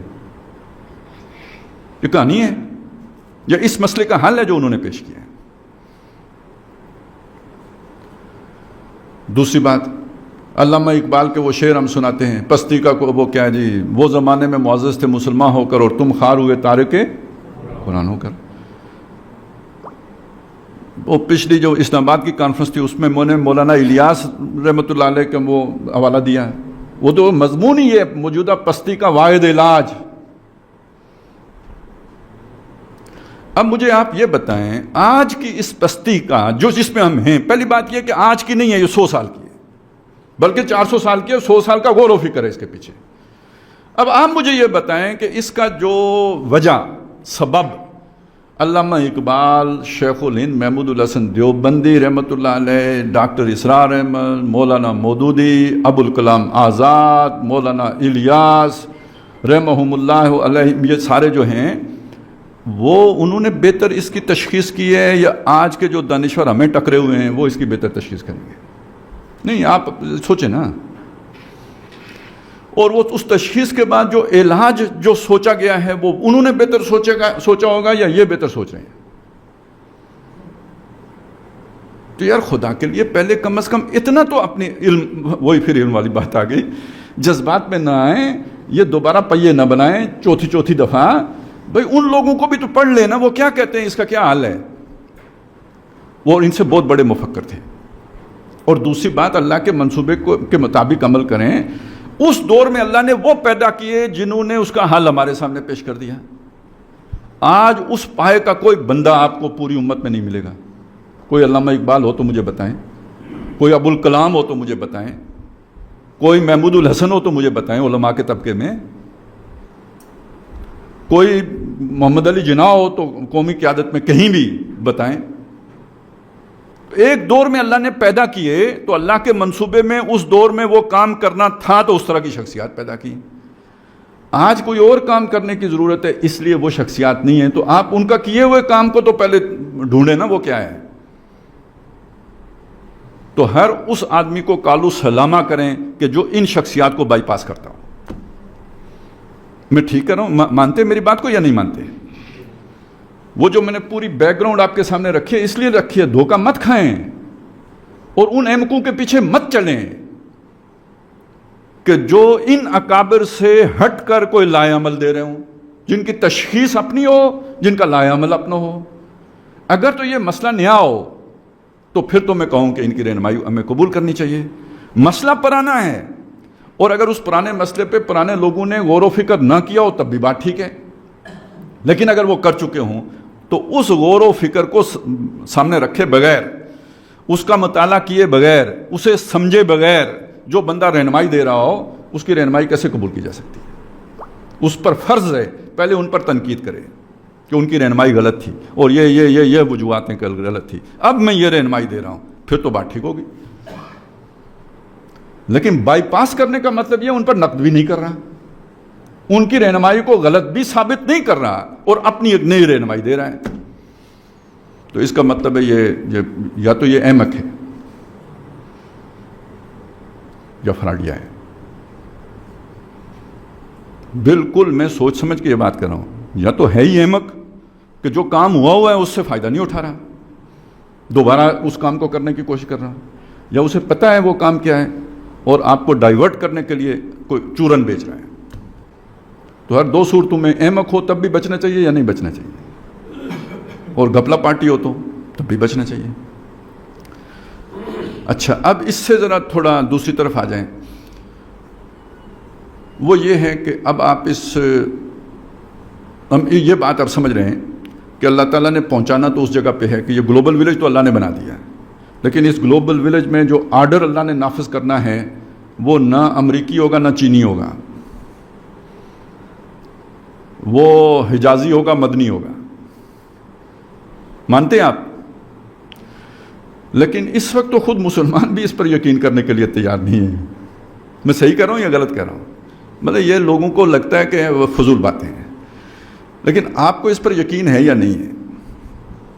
ٹھیک ہے، تو اب آپ ایک تیسری بات سمجھ وہ کیا ہے؟ آزادی اللہ تعالیٰ نے آپ کو جیسے تیسے لوگوں کے ہاتھوں دلوا دی. یہ آرڈر بھی وہ لوگ نافذ کر سکتے ہیں. یہ صدام حسین نافذ کر سکتا تھا یہ آرڈر. یہ معمر قذافی یہ آرڈر نافذ کر سکتا تھا. یہ یاسر عرفات یہ آرڈر نافذ کر سکتا تھا. یہ اتا ترک یہ آرڈر نافذ کر سکتا تھا. پرویز مشرف یہ آرڈر نافذ کر سکتا تھا؟ نہیں. اور یہ کوئی ایک آدمی نافذ کر سکتا ہے یا اس کے لیے کوئی ٹیم چاہیے، امت چاہیے، جماعت چاہیے؟ اب وہ جماعت بنے گی کیسے؟ اب جن شخصیات کا میں نے ذکر کیا نا، ان سب نے وہ جماعت بنانے کی بات کی ہے یا نہیں کی ہے؟ سب نے. ابوالکلام آزاد کو دیکھو تو حزب اللہ، مولانا مودودی کو دیکھیں تو جماعت اسلامی، ڈاکٹر اسرار احمد، ہر ایک نے وہ جماعت بنانے کی. اچھا وہ مولانا الیاس کا وہ لٹریچر پڑھیں، وہ آخر میں جا کے اس میں وہ ہے کہ وہ جو یہ تبلیغی جماعت کر رہی ہے نا وہ سیروزہ، تو یہ وہ انہیں لا کے ڈال دیا ہے. لیکن باقی پورا مضمون جو ہے وہ اسی جماعت یعنی امت مسلمہ کی ریوائیول کی جو ہے نا اس میں وہ ساری وہ اپیل ہے. اب یہاں سے ایک بات کو دیکھیں، ایک وہ جماعت بنانے کا لائے عمل ان شخصیات نے دیا. وہ لائے عمل کیا تھا کہ ان مسلمانوں کی وہ بہت سادگی سے مولانا الیاس کے ساتھیوں نے بیان کیا، بہت شاندار طریقے سے. انہوں نے کہا اب باہر دعوت دینے کی ضرورت نہیں ہے، مسلمانوں کی اصلاح کرنے کی ضرورت ہے. یہی ہے نا سارا فلسفہ. اس پر جب اعتراض آیا کہ بھئی دعوت و تبلیغ تو کافروں کو کی جاتی ہے، آپ مسلمانوں کو کیوں کرتے ہو؟ تو بہت سادہ سا جواب جو وہ دیتے ہیں وہ یہ ہے کہ آپ کے سامنے ایک طرف گدھا مردار ہو رہا ہو اور دوسری طرف گائے، تو آپ ذبح کس کو کرو گے؟ تو کہنے کا مطلب کیا ہے؟ جو کرتوت کافروں کے ہیں وہی کرتوت اگر مسلمانوں کے ہیں تو پہلے کون حقدار ہے آپ کی دعوت کا؟ تو سب کا فوکس اس طرف تھا. وہ تبلیغی جماعت ہو، وہ جماعت اسلامی ہو، اگرچہ کہ انہوں نے کہا کہ ہماری دعوت جو ہے نا وہ غیر مسلموں اور مسلمانوں دونوں کے لیے ہے، لیکن زور تو سارا مسلمانوں پہ لگایا. وہی ڈاکٹر صاحب تھے، وہی ابوالکلام آزاد تھے. یہاں آپ کہیں یار وہ جماعت نہیں بن سکی، ان سب کی کوششیں ناکام ہو گئی. علامہ اقبال ناکام ہو گئے. اب ابوالکلام کو تو نظر آ گیا کہ یہ ہونے والا کام ہی نہیں ہے، وہ جا کے کانگریس میں شامل ہو گئے. اللہ اللہ خیر سلام. اب آگے مسئلہ یہ کہ تمام افراد جب ناکام ہو جائیں تو کیا اللہ تعالیٰ جو منصوبہ ہے وہ بھی ناکام ہو جاتا ہے؟ پھر اللہ تعالیٰ جب اپنا لوگ جب ناکام ہوتے ہیں، اس کے بھیجے ہوئے ناکام ہوتے ہیں، تو اللہ جب اپنے اس منصوبے کو لے کے چلتا ہے تو وہ اس میں ذرا کافی رفلی چلتا ہے وہ بہت لطیف، لیکن ہمارے اعتبار سے وہ ایکشن بہت رف قسم کا ہوتا ہے. اب میں اس کی مثال یوں دینا چاہتا ہوں. مثلا ایک فرد کو لے لیں، میں ہوں، اللہ یہ چاہتا ہے میں نیک بن جاؤں. میں کہتا ہوں نہیں، میں نے امریکہ جانا ہے، کوالٹی لائف بسر کرنی ہے. اب ہوگا کیا؟ اللہ مجھے نیک بنانا چاہتا ہے، میں امریکہ جانا چاہتا ہوں. ڈاڈے نال یاری لا لی، ٹھیک ہے جی. تو اب ہوگا یہ کہ جناب کبھی یہ ہوگا اس ٹیسٹ میں فیل، کبھی یہ ہوگا اس ٹیسٹ میں فیل، کبھی سارے ٹیسٹوں میں جب پاس ہو جاؤں گا تو کوئی مقدمہ بن جائے گا پھر فیل.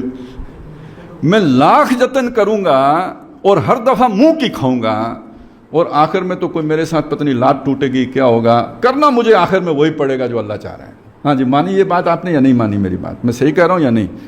جب اللہ مجھے یہ چاہ رہا ہوں میں مولوی بنوں، میں چاہوں کہ میں تو جناب وہ کلب میں جا کے ناچوں گا، تو اب پھر یہی کچھ ہوگا نا. مولوی اللہ مجھے بنا کے چھوڑے گا، اس کے بغیر مجھے نہیں چھوڑے گا.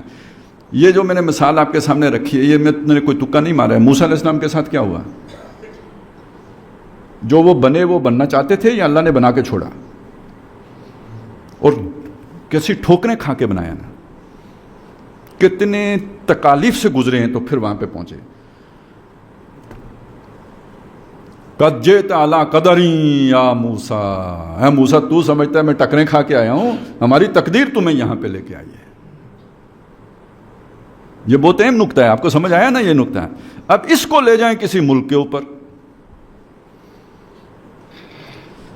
تو جب آپ اسے کسی ملک کے اوپر لے کے جائیں گے یا پوری امت کے اوپر لے کے جائیں، امت تو بننا چاہتی تھی، مطلب وہ दुबई बनाना चाहते थे जनाब, क्या बनाना चाहते थे उसे? स्विट्ज़रलैंड बना भी लिया है मेरा ख्याल है, बल्कि आगे ही बना लिया। अब अंग्रेज़ जो है ना वो शायद स्विट्ज़रलैंड नहीं जाते, दुबई आते हैं। और दुबई की ये याशियाँ देख के मोहम्मद बिन सलमान को भी लगा कि यार क्यों ना हम भी सैर करें कोहे तूर की, तो उन्होंने भी जनाब वो कोई न्यूम सिटी बनाना शुरू कर दिया।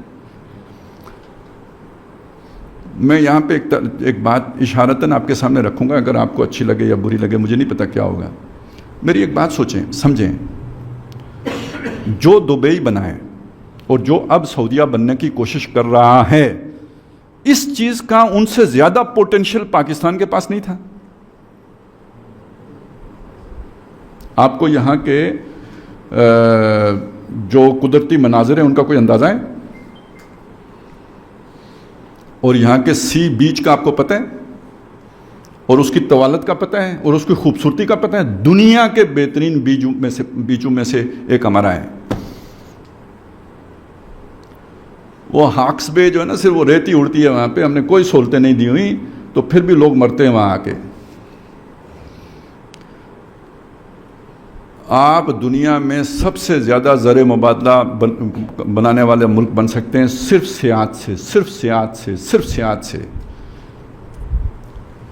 सिर्फ उसके लिए क्या करना पड़ेगा? थोड़ा सा दिल बड़ा करना पड़ेगा। ये जो आपने शराब को हराम किया हुआ है, जैसे दुबई में मिलती है, बस उसी तरह, कोई ज़्यादा नहीं, बस उतनी। एयरपोर्ट पे मिल जाए, बंद जगहों पे मिल जाए, और उसके साथ साथ थोड़ी सी वो जो परवेज़ मुशर्रफ साहब रोशन ख्याली लेके आना चाहते थे, बस वो ज़रा थोड़े से रोशन ख्याल हो जाए। अब बहुत तंग वो हैं, तंग दिल हैं, क्या है, नहीं, तारीक नज़रें, दकियानूस हैं। अब आपको समझ आई है, जो लोग कहते हैं कि मौलवी तरक्की नहीं होने दे रहा, इतना गलत भी तो नहीं कहते भाई। आप ये खोल दें ना, मैं देखूं कि कैसे नहीं तरक्की होती। अच्छा, ये नहीं खुला, आज तक नहीं खुला। वो सारा इल्ज़ाम लगाते हैं मौलवी पर। आप सोचें, क्या मौलवी के दबाव की वजह से नहीं खुला? नहीं। ये वो चीज़ है जो मैं आपको समझाने की कोशिश करता हूं और बार बार करता हूं। इस मुल्क में अगर कोई सेकुलर है, कोई लिबरल है, कोई नेशनलिस्ट है, हमारे मेयार के एतबार से वो काफिरों में शुमार हो, लेकिन इस खित्ते में जो 400 साल में मुख्तलिफ तहरीकों ने काम किया और मुख्तलिफ शख्सियात ने काम किया, मुजद्दद अल-अफ़सानी से लेकर आज तक, उन तालीमात का एक जो है ना नतीजा है कि जो हमारे लाशऊर में भी किसी न किसी दर्जे में इस्लाम की तालीमात घुसी होती हैं।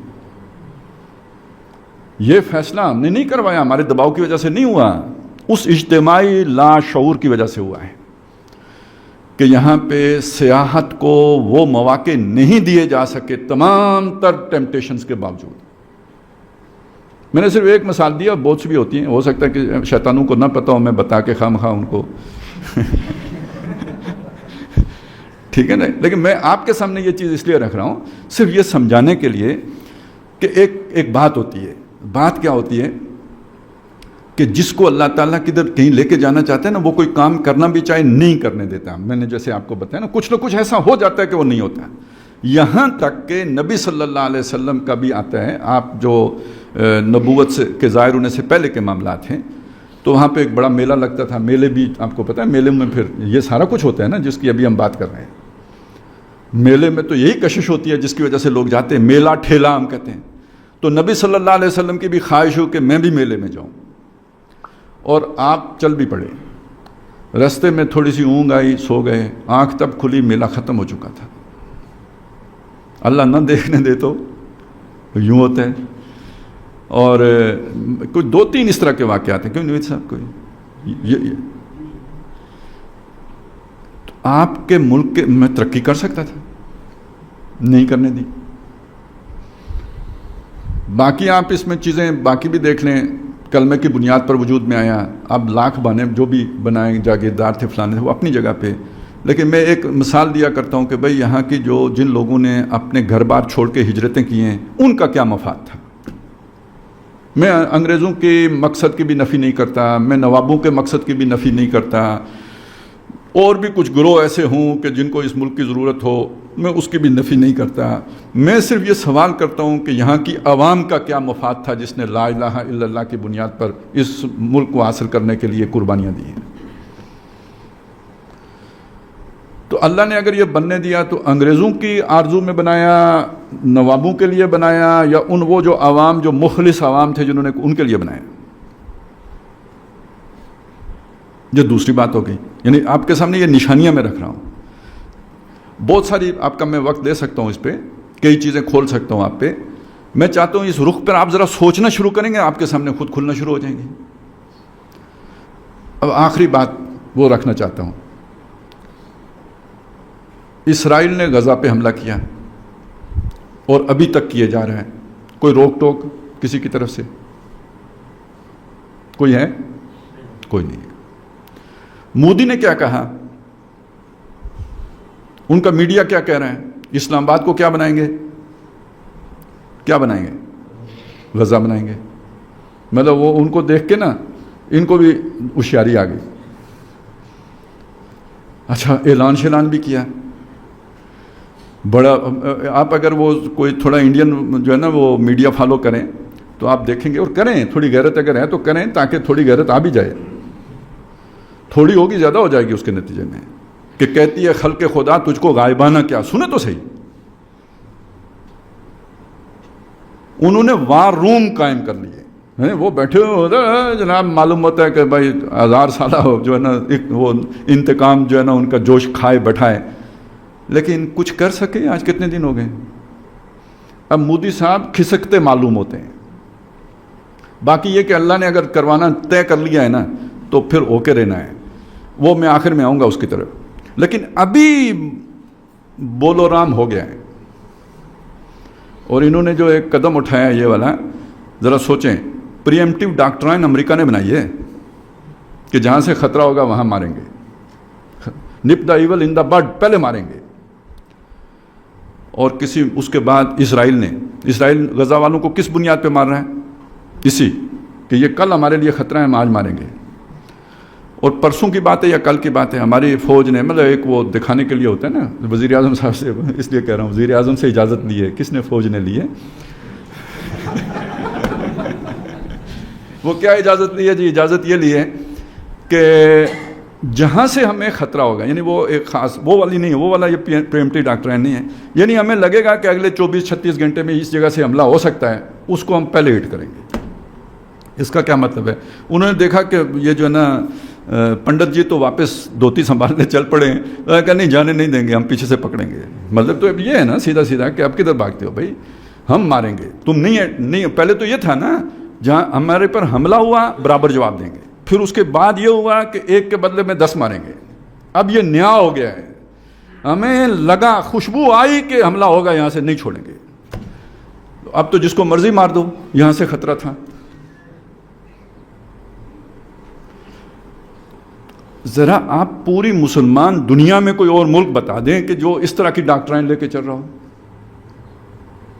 تو میں نے آپ کو 2 باتیں بتا دی ہیں کہ ٹھیک ہے وہ 100% اسلام نہیں آیا، لیکن یہ دبئی اور سعودی عرب کی طرح کہ ہم بدماش بھی نہیں بنے. اتنا اسلام یہاں پہ رہا ہے کہ شراب کو کھولا نہیں گیا، حالانکہ بہت بڑا فائدہ تھا اس کے پیچھے. صحت کے لیے ملک نہیں کھولا گیا، حالانکہ بہت بڑا فائدہ تھا. ہمارے لیے یہ ایک صنعت ہی کافی تھی عیاشیاں کرنے کے لیے. اور جنہوں نے کرپشن کی ہے، جنہوں نے لوٹ کھسوٹ کی ہے، سارا کچھ ہوا ہے، کوئی شک نہیں ہے. تو ایٹم بم مولوی صاحب نے تو نہیں بنایا نا، انہوں نے ہی بنایا ہے. یہ ساری جس بنیاد پر آج آپ دشمن کو آنکھیں دکھا رہے ہیں، پریمپٹیو ڈاکٹرائن لے کے آ گئے ہیں، یہ سب کس نے بنایا ہے؟ تو یہ سمجھ لیں کہ یہ اس کے بغیر بن ہی نہیں سکتا. میں اصل میں اس کو یہ نہیں کہہ رہا کہ جنہوں نے کرپشن کیا وہ جنت میں جائیں گے، یہ نہیں کہہ رہا. سمجھیں اس بات کو، اس علم کی بنیاد پہ جو اٹھ گیا ہے اس کی بنیاد پر سمجھیں. میں یہ نہیں کہہ رہا وہ جنت میں جائیں گے. میں یہ کہہ رہا ہوں اللہ تعالیٰ جب کسی کام کو کیموفلاج کرتا ہے نا تو وہ فاسق و فاجر کے ہاتھوں نیک کام کراتا ہے. اصحاب کہف کی غار کے سامنے لا کے کوئی کتا بٹھا دیتا ہے جس کا روب طاری ہو جاتا ہے، کوئی نزدیک نہیں آتا. اینیوی ہونی نہیں سمجھ آئی. تو بے تاب نہ ہوں، بے صبر نہ ہوں. یہ سادہ نہ بنے اور چیزوں کو یعنی بڑی پیچیدہ چیزیں ہیں، یہ سمپل چیزیں نہیں ہیں، ان کو اس باریکی کے ساتھ سمجھیں گے تو کچھ پلے پڑے گا کہ اللہ تعالیٰ کدھر لے کے کس کو جا رہا ہے۔ اس سب کو سامنے رکھتے ہوئے ذرا ان حدیثوں پہ غور کر لیں۔ یہ دو جو گروہ ہیں، ایک جو عیسیٰ علیہ السلام کے ساتھ شامل ہو کے لڑے گا اور ایک جو غزوہ ہند کرے گا، ان کے لیے جو جنت کو جو ہے نا دوزخ حرام کی گئی ہے، تو یہ سائملٹینیسلی ہے۔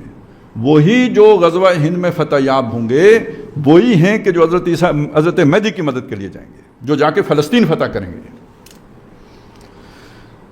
اب جب آپ سمپل ہو کے دیکھیں گے تو آپ کو یہ لگے گا کہ ابھی اڑیں اور فلسطین پہنچیں، لیکن جو اس پوری جنگی حکمت عملی کو سمجھے گا وہ ایک محاذ سے فارغ ہو کے فلسطین جائے گا نا۔ پہلے وہ جیسے نبی صلی اللہ علیہ وسلم نے مکے والوں سے صلح کر کے جا کے خیبر فتح کیا تھا نا۔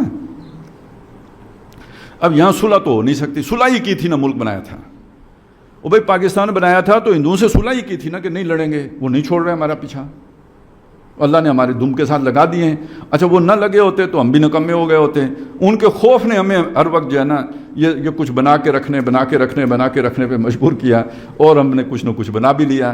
اب جب استکمال کا موقع آئے گا تو دیکھیں، داؤد علیہ السلام نے جالوت کو مارنے کے لیے گوپیا نہیں بنایا تھا،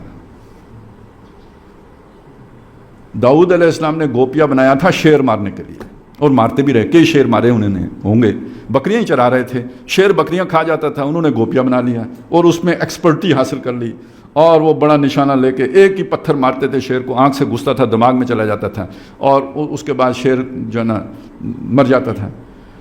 اب اس بات کا تو ذکر نہیں ہے کہ انہوں نے کتنے شیر مارے، یہ ہے ذکر، یہ ذکر ہے کہ اس گوپیے سے انہوں نے جالوت مار دیا، وَقَتَلَ داؤد و جالوت۔ تو ہم نے بھی یہ میزائل والا گوپیا جو ہے نا بنایا تو انڈیا کے لیے ہے، لیکن جا کے بجے کا کہتے سر، یہ تو وقت آنے پہ پتہ چلے گا نا، جب یعنی ایک اللہ کا منصوبہ ہے، ایک ہمارا، ہم اپنے لیے سارا کام کر رہے ہیں، اللہ اپنے منصوبے کے مطابق ایک کام کر رہا ہے۔ اس بات کو سمجھانے کے لیے میں آپ کے سامنے یوسف علیہ السلام والا قصہ رکھتا رہا ہوں، آپ کو بتاتا رہا ہوں یہ اللہ کا منصوبہ تھا کہ یوسف مصر میں جائیں گے اور ان پوزیشنوں پہ پہنچیں گے۔ اس منصوبے میں جتنے بھی کریکٹر استعمال ہوئے ان سب نے اس منصوبے کو سامنے رکھ کر اپنا کام نہیں کیا، بھائیوں نے، قافلے والوں نے، مصر میں خریدنے والے نے، وہ جو ساقی جو ان کے ساتھ تھا جس نے جا کے بادشاہ کو پھر بتایا، بادشاہ نے جو خواب دیکھا، سارے اپنے مطلب کے لوگ تھے، لیکن منصوبہ کس کا مکمل ہو رہا تھا؟ اللہ کا۔ یہ ہے جس کو اللہ تعالیٰ کہتا ہے انہم یکیدون کیدا وَأَكِيدُ كَيْدًا۔ اور اس میں ہم بحث میں پڑ جاتے ہیں، قید تو بری شے ہے، تو اگر کافر لوگ جو ہے نا قید کرتے ہیں تو اللہ بھی قید کرتا ہے، تو اللہ کی تو شان کے خلاف بیوقوفو، جو اللہ سمجھا رہا ہے وہ سمجھو، الفاظ کے پھیر میں نہ پڑو۔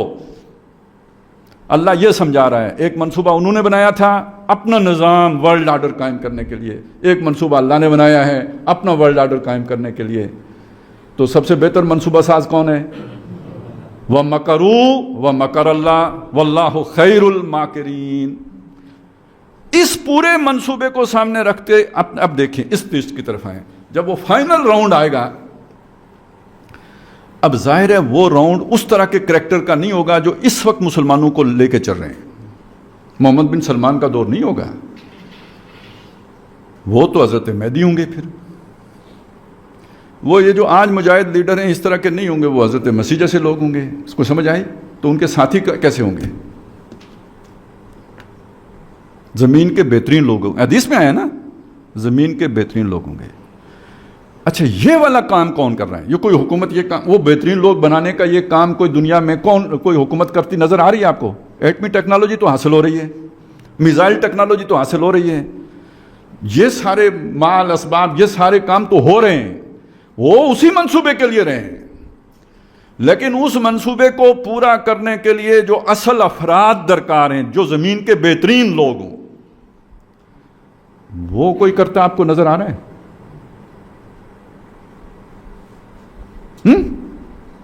چپ ہو گئے؟ وہ آپ کے ذمہ ہے، اس کا ٹھیکہ ہم نے لیا ہوا ہے، اور اگر ہم وہ نہیں کرتے، خود وہ نہیں بنتے اور خود وہ نہیں کرتے، تو یہودیوں سے زیادہ برے لوگ زمین کی پشت کے اوپر ہم ہیں۔ جو نہ قوم کا کام کریں نہ گھر والوں کا کام کریں، اور جو اللہ کے جس کام کی بنیاد پر وہ کام نہ کریں وہ بھی نہ کریں۔ قومی کام پر آپ کیوں تنقید کر رہے ہیں کہ اصل کام یہ، اور جو اصل کام ہے وہ کرے نا۔ تو اس سے بڑا ہڈ حرام اس زمین کی پیٹھ کے اوپر کوئی اور نہیں ہو سکتا۔ اس سخت بات پہ معذرت خواہ ہوں، لیکن یہ سخت بات میں کہہ رہا ہوں، جان بوجھ کے کہہ رہا ہوں، اس لیے کہہ رہا ہوں کہ اب بھی نہ جاگے، اب بھی نہ اٹھے، اب بھی اس کام کے لیے ہمت نہ باندھی تو پھر کب کریں گے؟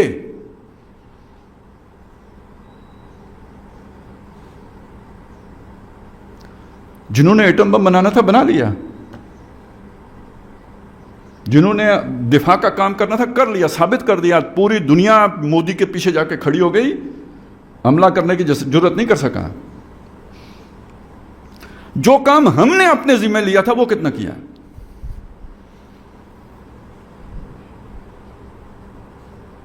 اب میری بات کی سمجھ آئی ہے؟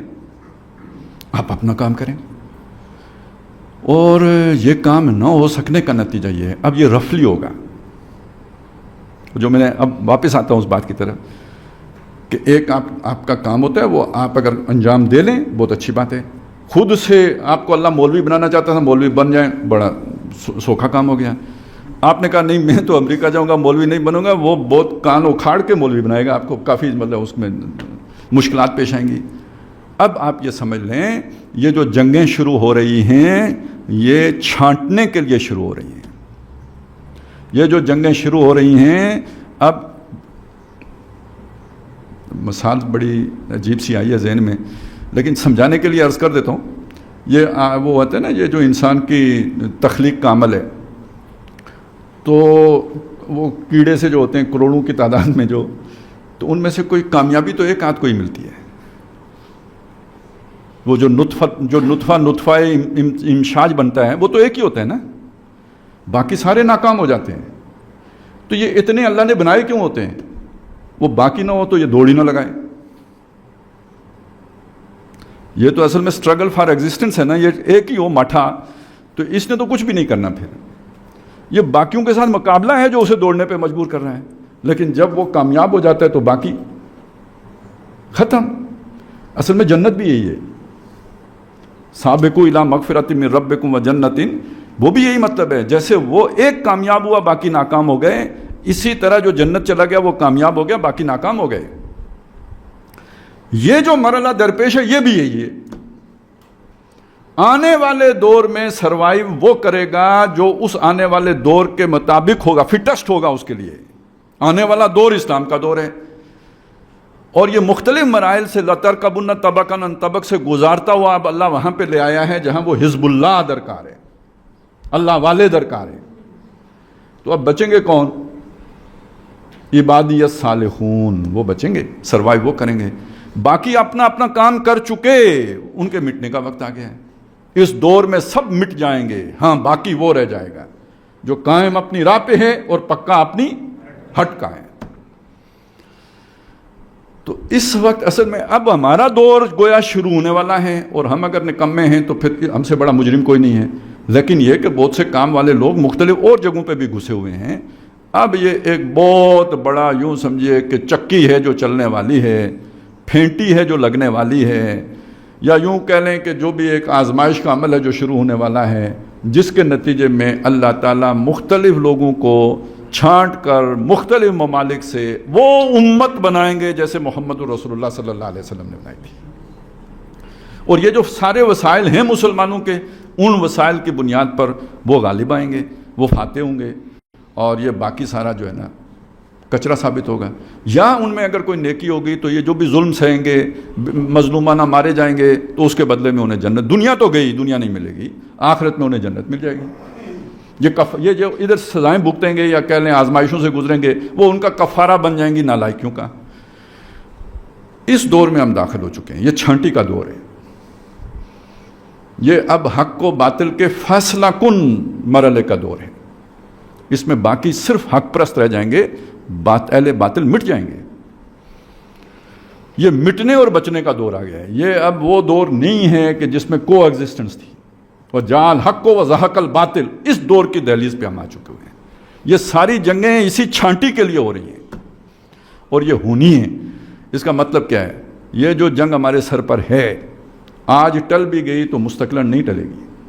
یہ ہونی ہی ہے، یہ ختم نہیں کی جا سکتی.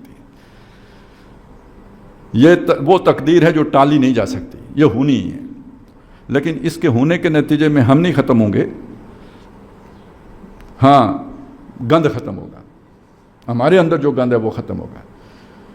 اس کو میں نے آپ کو بہت شروع میں بتایا تھا کہ میں یہ محسوس کر رہا ہوں. بہت آپ کو پتا ہے کہ دنیا بدل رہی ہے. میں نے یہ بات کہی آج سے 4-5 سال پہلے سے میں کہہ رہا ہوں کہ دنیا بدل رہی ہے. پھر ایک موقع پہ میں نے آپ سے کہا کہ بھئی یہ بھی بات ہے کہ مجھے اب لگتا ہے کہ ایک خاموش یو ٹرن پاکستان نے بھی لے لیا ہے. جیسے ایک اعلانیہ یو ٹرن لیا تھا پرویز مشرف نے، پھر میں نے آپ کو بتایا کہ مجھے لگتا ہے کہ اب ہم ایک اور یو ٹرن لے چکے ہوئے، اور وہ یو ٹرن اب بہت نمایاں ہو گیا ہے. اعلان نہیں کیا ہم نے کشمیر کے مسئلے پہ، ہم سابقہ موقف پہ واپس جا چکے ہوئے ہیں. اور ابھی 2 قومی نظریے کی بات بھی بہت ہائی لیول پہ جو ہوئی ہے، ٹھیک ہے، یہ ترک کر چکے تھے ہم.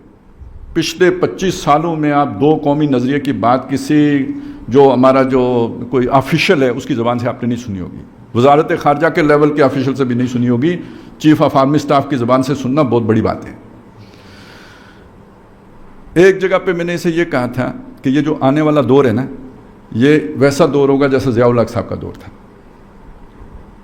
اب بہت سے سیکولر لبرل تجزیہ نگار بھی یہ کہنا شروع ہو گئے ہیں کہ یہ ضیاء الحق کے جدید آ گیا ہے. لیکن میں یاد دلانا چاہتا ہوں، میں نے ایک اور بات بھی کہی تھی.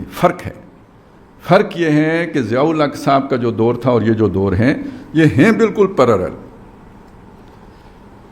لیکن وہ ڈاؤن ورڈ ہم جا رہے تھے اس وقت. ایوب خان کا دور بڑا ہمارے عروج کا دور ہے، لیکن اس کے بعد یحییٰ خان، پھر بھٹو صاحب کا دور بھی ایک بہتر دور ہے، لیکن ایوب خان سے کمتر ہے، ملک ٹوٹ چکا تھا. پھر ضیاء الحق صاحب آئے تو ضیاء الحق صاحب کے دور میں ایک طرف ہم نے وہ ایٹمی جو ہے نا وہ اس میں بڑی وہ کیا، لیکن دوسری طرف یہ ایکسٹریمزم آیا. وہ آپ کو نہیں پتہ، یہ ساری جو منشیات کا معاملہ شروع ہوا یہ بھی اسی دور میں شروع ہوا. یہ بے حیائی کے یہ جو سارے کھاتے کھلے یہ بھی اسی دور میں کھلے.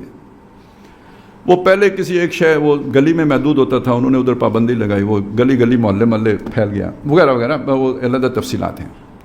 پھر آگے چل سو چل، اور پھر باٹم ہے جو ہم پہنچے پرویز مشرف کے دور میں، اور یہ وہی پھر سلسلہ اور گہرائی میں جاتا گیا، باجوہ صاحب تک پہنچے.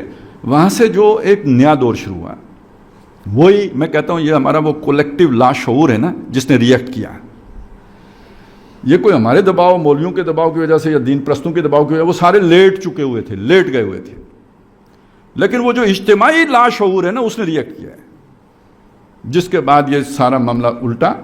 اب جو کچھ بھی، اور ویسے اس کے پیچھے وہ علیم اور حکیم کا منصوبہ ہے، لے کے جانا تھا، وہ حالات وہ بنانے تھے کہ آنکھ کھولنی تھی، کھل گئی. تو اب میں یہ سمجھتا ہوں کہ یہ ڈاؤن ورڈ جو ہے نا وہ سفر نہیں ہے بلکہ اپ ورڈ ہے. برابر آ گئے ہیں ضیاء الحق کے دور کے، وہ اس کو برابر کر رہے ہیں، ٹھیک کر رہے ہیں. لیکن جس چیز کو نہیں سمجھ رہے وہ یہ ہے کہ اس کے بعد آنے والا دور اس سے بہتر ہوگا، اس سے اچھا ہوگا. لیکن یہ اچھا دور آنے کے لیے آزمائش سے گزرنا پڑے گا، تکلیفوں سے گزرنا پڑے گا. کیوں؟ بائی چوائس نہیں ہے، ہم نے اس کو اختیار نہیں کیا ہے. اور وہ قدرت ہمارے اوپر تھوپے گی تو مشکلات سے گزارے گی، اس کے بغیر تو نہیں ہوگا. ہم تو امریکہ جانا چاہتے تھے، قدرت ہمیں چائنا کی گود میں بٹھانا چاہتی ہے، تو پھر یہ کہ اگر وہاں کمفرٹیبل ہوں گے تو وہاں سے بھی نکالے گی، کیونکہ وہ اصل میں تو منصوبہ چائنا بھی ہمارے مطلب کا تو نہیں ہے.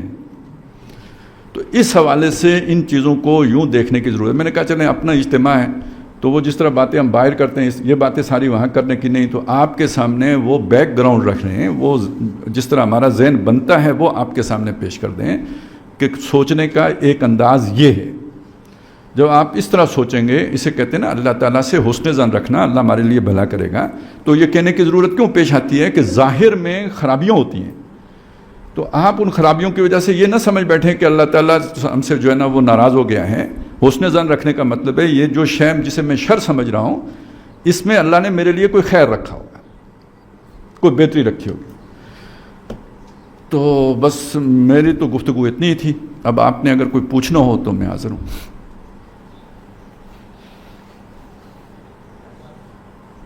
جی جو اپنے غزوہ آ گیا پر دو وجہ بتائیں کہ ہم نہیں جا سکتے وہاں پہ. ایک یہ کہ امت نہیں ہے فزیکلی جا سکتے, دوسری ہماری ٹریننگ نہیں ہے. تو اگر امام مہدی آتے ہیں وہی دو وجوہات یہی ہوں گی کہ ہم نہیں جا سکتے, اس کا مطلب یہ ہے کہ اس سے پہلے کام ہو چکے ہوں گے. یس, بالکل آپ ٹھیک کہتے ہیں, اس سے پہلے یہ کام ہو چکے ہوں گے. اور یہ والی اگر آپ حدیثیں پڑھیں, یہ جو غزوہ ہند والی حدیث ہے, تو اس میں بالکل کلیئرلی مینشنڈ ہے کہ وہ حضرت مہدی کی مدد کرنے کے لیے وہ فوج جائے گی جو غزوہ ہند جیت چکی ہوگی. اور دوسری بات, بعض اور روایات میں جو مشرق سے فوجیں حضرت مہدی کی مدد کے لیے جائیں گی, ان میں یہ آتا ہے وہ اسلحے کے استعمال میں اور جنگی مہارت میں عربوں سے بہتر ہوں گے. تو ان دونوں باتوں کو جوڑیں تو نتیجہ بالکل کھل کے آپ کے سامنے آ جاتا ہے. ویسے میں آپ کو یہ بتاؤں, یہ جو پیشن گوئیاں ہوتی ہیں نا, ان کے اندر ابہام جان بوجھ کے رکھا جاتا ہے. یعنی اللہ تعالیٰ انہیں بیان ہی ایسے کراتے ہیں کہ وہ مبہم رہتی ہیں, نہیں تو بالکل کلیئر ہوں تو پھر وہ واقعہ رونما کیسے ہو. اور یہ جو چیزیں ہم جوڑ لیتے ہیں نا کہ اس حدیث میں یہ آیا, اس حدیث میں ان کو ملا لیتے ہیں, یہ بھی اللہ کی طرف سے ہوتا ہے. نہ جڑیں تو آپ کنفیوژن میں رہیں گے. تو یہ جڑ جانا بھی در حقیقت گویا اللہ تعالیٰ کی گائیڈنس کے بغیر ممکن نہیں ہوتا. وہ اس گائیڈنس کا ہمیں شعور نہیں ہوتا ہے. ہم سمجھتے ہیں کہ ہم نے یہ کوئی کارنامہ سر انجام دے لیا, وہ اللہ کا کرم ہوتا ہے, مہربانی ہوتی ہے, وہ چیز جڑ جاتی ہے. یہ دو حدیثیں میں علیحدہ علیحدہ ہیں کہ بھائی ایک میں یہ ہے کہ جو مشرق سے فوجیں جائیں گی وہ مہدی کی مدد کے لیے جائیں گی, اور وہ جو مدد کے لیے جائیں گی وہ جنگی مہارت میں اور اسلحے میں عرب فوجوں سے بہتر ہوں گی. یہ علیحدہ حدیث ہے. اور یہ والی جو ہے, یہ جو دو گروہ ہوں گے, جو ایک جو ہے نا وہ ہند میں لڑے گا, جن کے لیے اللہ تعالیٰ نے خوشخبری دی ہے کہ انہیں ان پر دوزخ حرام کر دی گئی ہے. تو ایک وہ جو غزوہ ہند کرے گا, اور دوسرا وہ کہ جو, اچھا غزوے کا مطلب لازمی یہ نہیں کہ حضور اس میں شامل ہوں, یہ تو بعد میں ہم نے اس کے خاص کیا ہے نا کہ جس جنگ میں حضور شریک ہوئے اسے غزوہ کہتے ہیں. لیکن جب حضور صلی اللہ علیہ وسلم یہ بیان کر رہے تھے تو اس وقت تو یہ تقسیم نہیں تھی, وہ تو جنگ کو کہتے ہیں غزوہ. تو جو جنگ کرے گا ہند میں, اور دوسرا وہ کہ جو حضرت عیسیٰ علیہ السلام کے ساتھ شامل ہو کے کرے گا. اور ایک اور روایت میں یہ ہے کہ وہ یہاں سے جب فتح یاب ہوں گے, ہند فتح کر چکے ہوں گے, تو اب وہ جائیں گے مدد کے لیے, یعنی وہ جائیں کہ فلسطین آزاد کریں گے.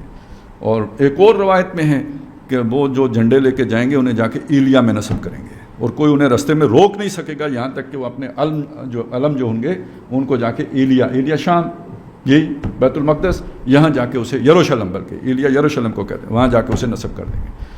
تو یہ اتنے ہی مطلب اگر آپ اسے حالات و واقعات کی روشنی میں دیکھیں تو بالکل صاف ہے. ڈاکٹر صاحب بھی یہ کہتے تھے کہ جب حضرت مہدی آئیں گے تو حالات و واقعات سے لگتا ہے کہ اس سے پہلے مشرق میں اسلامی نظام قائم ہو چکا ہوگا.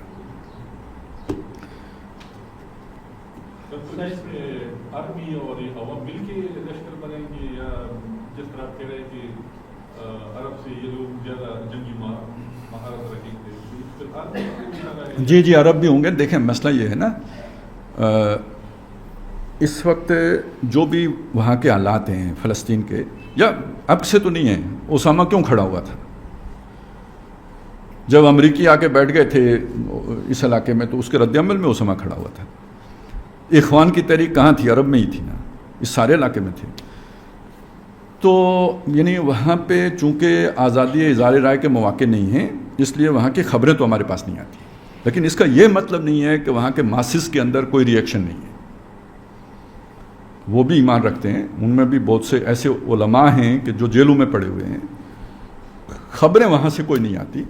کئی علماء قتل کر دیے گئے ہیں, کئی کی کتابیں جو ہیں بین کر دی گئی ہیں. تو یہ سارا کچھ جو ہو رہا ہے اس کا مطلب ہے نیچے کوئی تحریک موجود ہے. تو روایات سے یہ پتہ چلتا ہے کہ جو لوگ حضرت مہدی کو تلاش کر رہے ہوں گے وہ مشکلات کا شکار ہوں گے, انہیں اپنی جان کے لالے پڑے ہوں گے.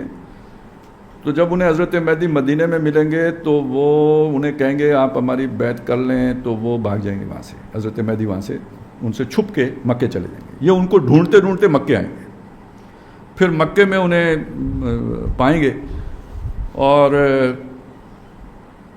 وہ وہاں پہ بھی انکاری ہوں گے. آخری بات ان سے وہ یہ کریں گے کہ اگر آپ ہماری بیعت نہیں لیتے تو ہمارا خون آپ کی گردن پر ہوگا.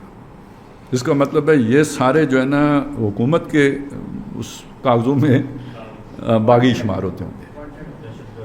تو اب حضرت مہدی ان کی بیعت لیں گے, تو یہ پہلا جو ان کا لشکر بنے گا وہ کدھر سے بنے گا؟ عرب سے ہی بنے گا. یہ مدد کے لیے. ہاں یہ صحیح بات ہے. تو ان کا جو یعنی یہ بات میں اس لیے کہہ رہا ہوں کہ اس کا یہ مطلب نہیں ہے کہ سارے عرب ہلاک ہو جائیں گے اور عرب بالکل بیکار ہو جائیں گے, ایسی بات نہیں ہے. انہی میں سے اللہ تعالیٰ اٹھائیں گے, اچھے لوگ بھی ہیں ان میں. عرب کا جو سب سے برا علاقہ جو حدیثوں سے معلوم ہوتا ہے وہ نجد کا علاقہ ہے. جن کے لیے حضور نے دعائیں کی ہیں وہ یمن ہے, وہاں گڑبڑ ہو رہی ہے. شام ہے, وہاں گڑبڑ ہو رہی ہے. ہمارے یمن کی خیر ہو, ہمارے شام کی خیر ہو. ایک روایت میں تو یہ ہے کہ 3 دفعہ آپ نے فرمایا نا ہمارے یمن کی خیر ہو. پہلی دفعہ فرمایا ہمارے یمن کی خیر ہو, ہمارے شام کی خیر ہو. تو ایک صحابی نے, وہ کہیں نجد کے علاقے سے تھے, انہوں نے کہا ہمارا نجد, تو حضور خاموش ہو گئے. بلکہ انہوں نے دوبارہ جواب میں یہ بات کہی ہمارے یمن کی خیر ہو, ہمارے شام کی خیر ہو. انہوں نے پھر صحابی نے اٹھ کے کہا ہمارا نجد. حضور نے پھر دوبارہ سے 12 کہا ہمارے یمن کی خیر ہو, ہمارے شام کی خیر ہو. نجد کا نام نہیں لیا. جب وہ صحابی نے تیسری دفعہ کہا نا ہمارا نجد, تو حضور نے فرمایا وہاں سے شیطان کا سینگ نکلے گا. اور روایات میں بھی ہیں جس میں نجد کے ساتھ شر کو جوڑا گیا. یہ جو ریاض ہے اور یہ جو آل سعود ہے یہ سارا ان کا علاقہ ہے. امریکہ نے بھی اپنے بیس کیمپ جو آ کے اسی علاقے میں بنائے تھے. اچھا وہ اب جو سعودی علماء ہیں نا وہ جان چھڑانے کے لیے, نجد اصل میں پہاڑی علاقے کو کہتے ہیں, وہ کہتے ہیں یہ ہے ہی عراق میں. تو اصلاً یہ پورا علاقہ جو ہے نا بعض اس سے اس کے عراق میں بھی ہیں, بعض سعودیہ میں بھی ہیں. یہ سارا مل کے تو نجد بنتا ہے. لیکن اسی نجد کے بارے میں ایک حدیث میں یہ بھی ہے کہ وہاں کا ایک قبیلہ ہے جس پر دجال بھی غالب نہیں آئے گا. یہ میں نے آپ کو کیوں سنایا؟ کوئی علاقہ جو نا مطلقاً شر نہیں ہوتا, مطلقاً خیر نہیں ہوتا. مدینہ جو نبی صلی اللہ علیہ وسلم کا ہے اس میں منافقین موجود تھے. تو جس کو جہاں شر زیادہ ہے وہاں پہ بھی خیر کا ایلیمنٹ بھی ہوگا. تو ایسا نہیں ہے کہ عرب سارا جو ہے نا وہ خیر سے خالی ہو جائے گا. حضرت مہدی عرب میں سے ہوں گے.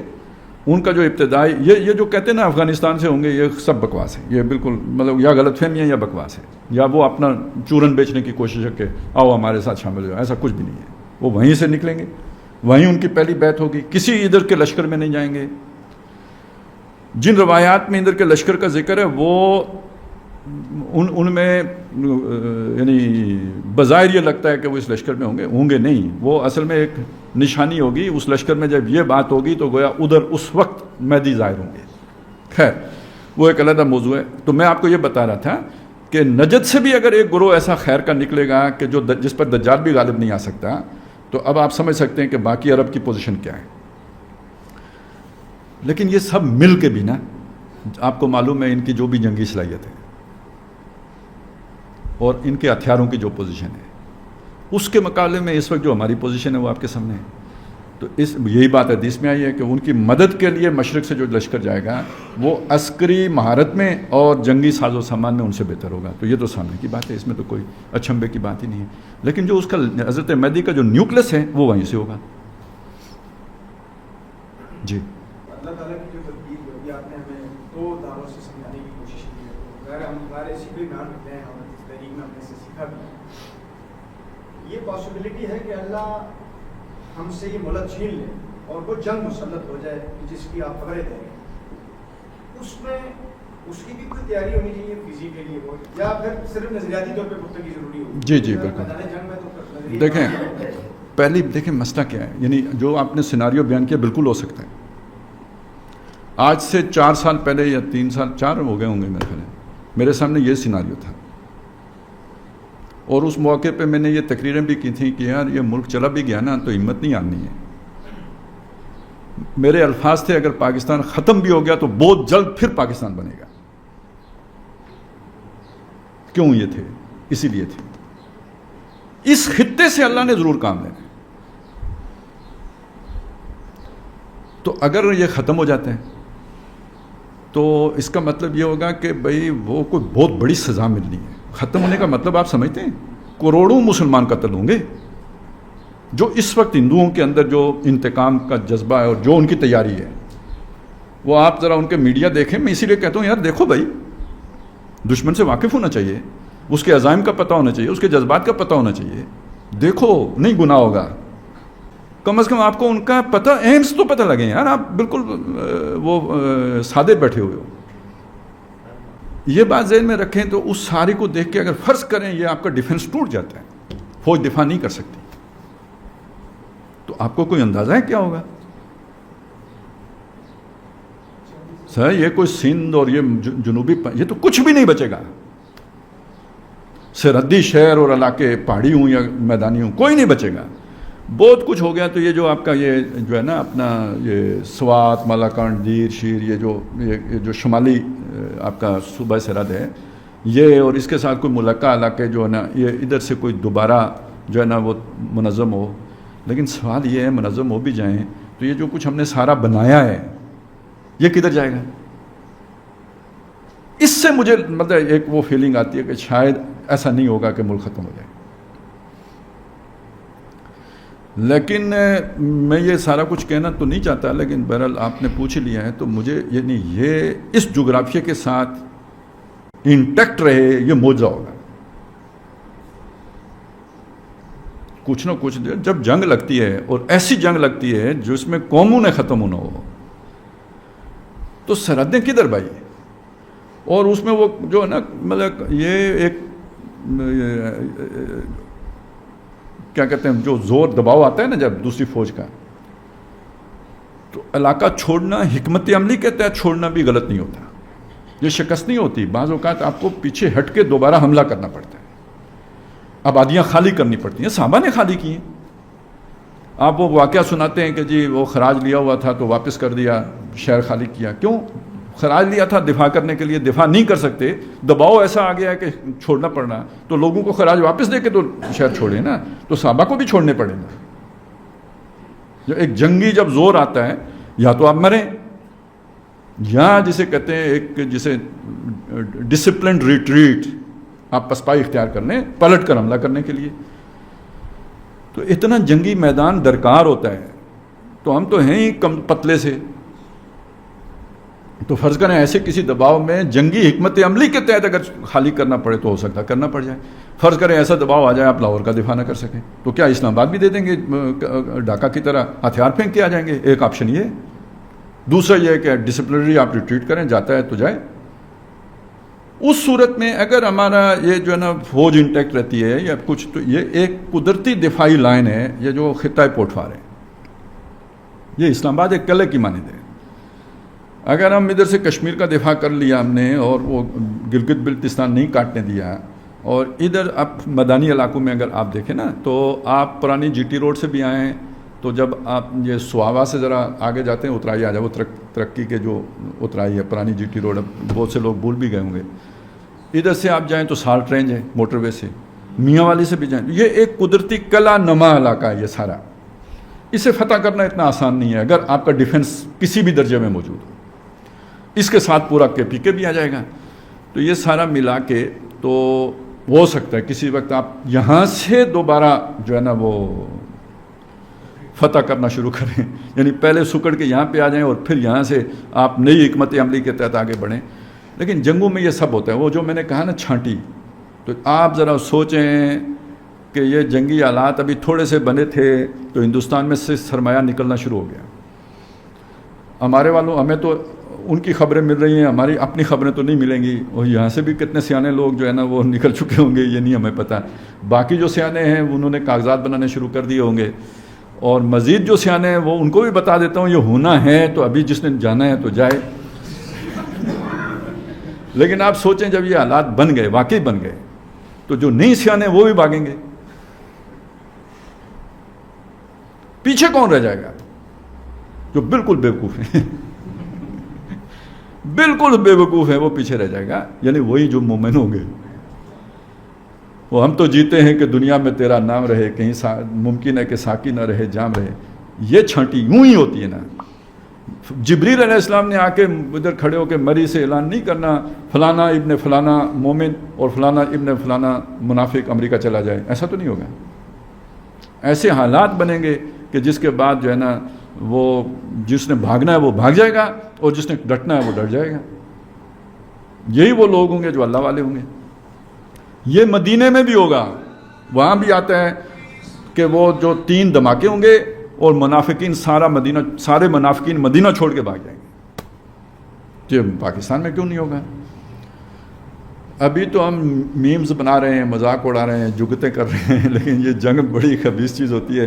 جب لگتی ہے نا تو یہ صحابہ کرام کے بارے میں کہا گیا نا کہ دل آ کے گلے میں دھڑکنے لگے، ٹھیک ہے، وزاغت الابصار، آنکھیں ٹیڑھی ہو گئیں، دل گلے میں دھڑکنے لگے، وزلزلوا زلزالا شدیدا، ہلا مارے گئے، بہت زور کا ہلا مارنا۔ اسی سے تو پھر پتہ لگتا ہے کہ سچے کون ہیں اور جھوٹے کون ہیں۔ جی اب سوال ابھی ذہن میں آیا تھوڑا سا کہ اگر لشکر یہاں سے فتح یاب ہوگا اور وہ جائے گا عرب کی طرف، جدید جو جنگ ہے وہ پوری سائنس ہے، تو اگر اس کا مطلب یہ ہے کوئی عسکری بیک گراؤنڈ کے لوگ ہی وہاں جائیں گے، بالکل احیائی تحریکوں کے میرے آپ جیسے لوگ، ہمارا کیا رول ہوگا اس جی وقت؟ یہ چھانٹی میں ہم کام سر دیکھیں، ایک رول یہ جو ابھی بھی ہم ادا کر رہے ہیں، یہ آنے والے دور کی یہ پریڈکشن ہمارے علاوہ کون کر سکتا ہے؟ اور آپ دیکھیں کہ پچھلے 8-10 سالوں میں ہماری کون سا اندازہ ہے جو غلط ثابت ہوا ہو؟ کیوں؟ یہ اس وجہ سے تو جیسے وہ اپنے ہتھیار بناتے ہیں پریسائز جو ہے نا وہ ایکوریسی والے، تو ہمارے پاس بھی تو ایک ہتھیار ہے نا جو بہت ہی، تو ہم اپنا کام کریں، ان کے کام میں ہم نے کیا، انہیں ہم نے بتانا ہے تیر کیسے بنانا ہے، وہ بنا لیں گے۔ تو یہ جو ایک نظریاتی گائیڈنس ہے نا، یہ پہلا ہمارا کام ہے۔ جب لوگ ہمت ہار رہے ہوں اس وقت ہمت بندھانا ہمارا کام ہے، اور یہ چھوٹا کام نہیں ہے۔ یہ آپ کو ایک بات آپ کے سامنے رکھوں، یہ جو گڑبڑ ہے نا ساری اس علاقے میں، فاٹا کے علاقے میں،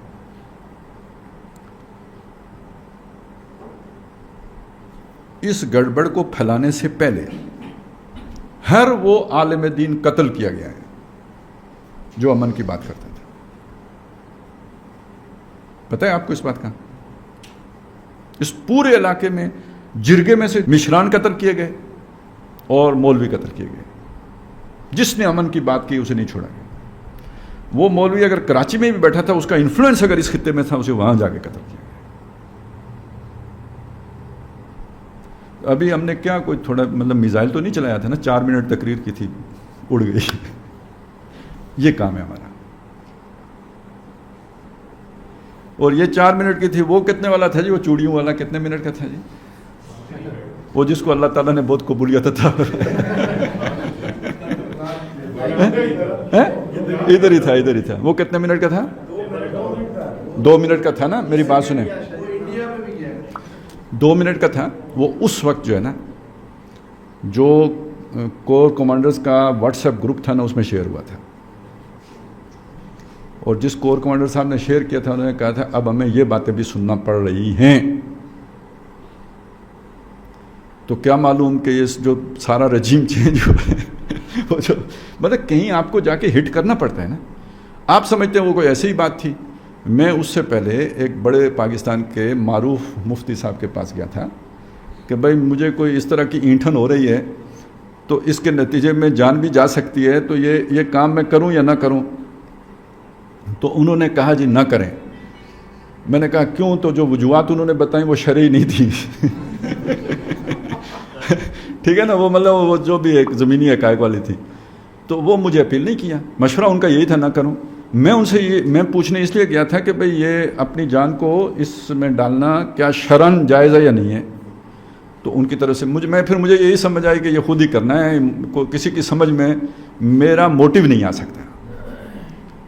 تو اللہ کا نام لے کے کر دیا۔ اب ویسے تو میں اتنا نہ فلوئنٹ ہوں، نہ میری وہ زبان اتنا، میں قادر الکلام ہوں، وہ کام 2 منٹ کا اللہ نے اچھے والا کرا دیا، اور اسی لیے کہا نا قبولیت عطا فرمائی اللہ نے۔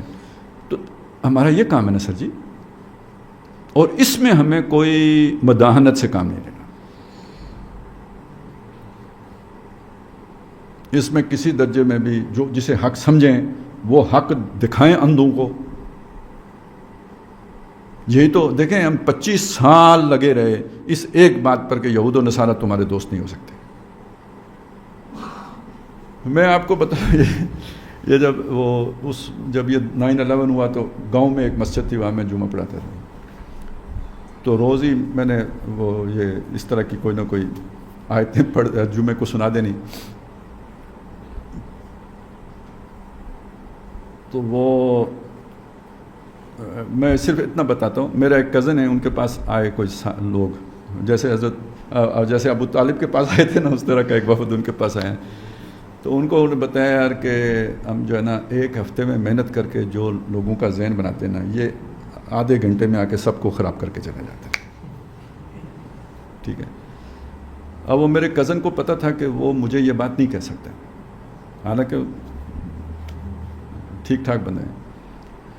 بہرحال کچھ عرصے کے بعد پھر یہ ہوا کہ آہستہ آہستہ ایک رائے عامہ بنی، ہمارا جمعہ ختم ہو گیا.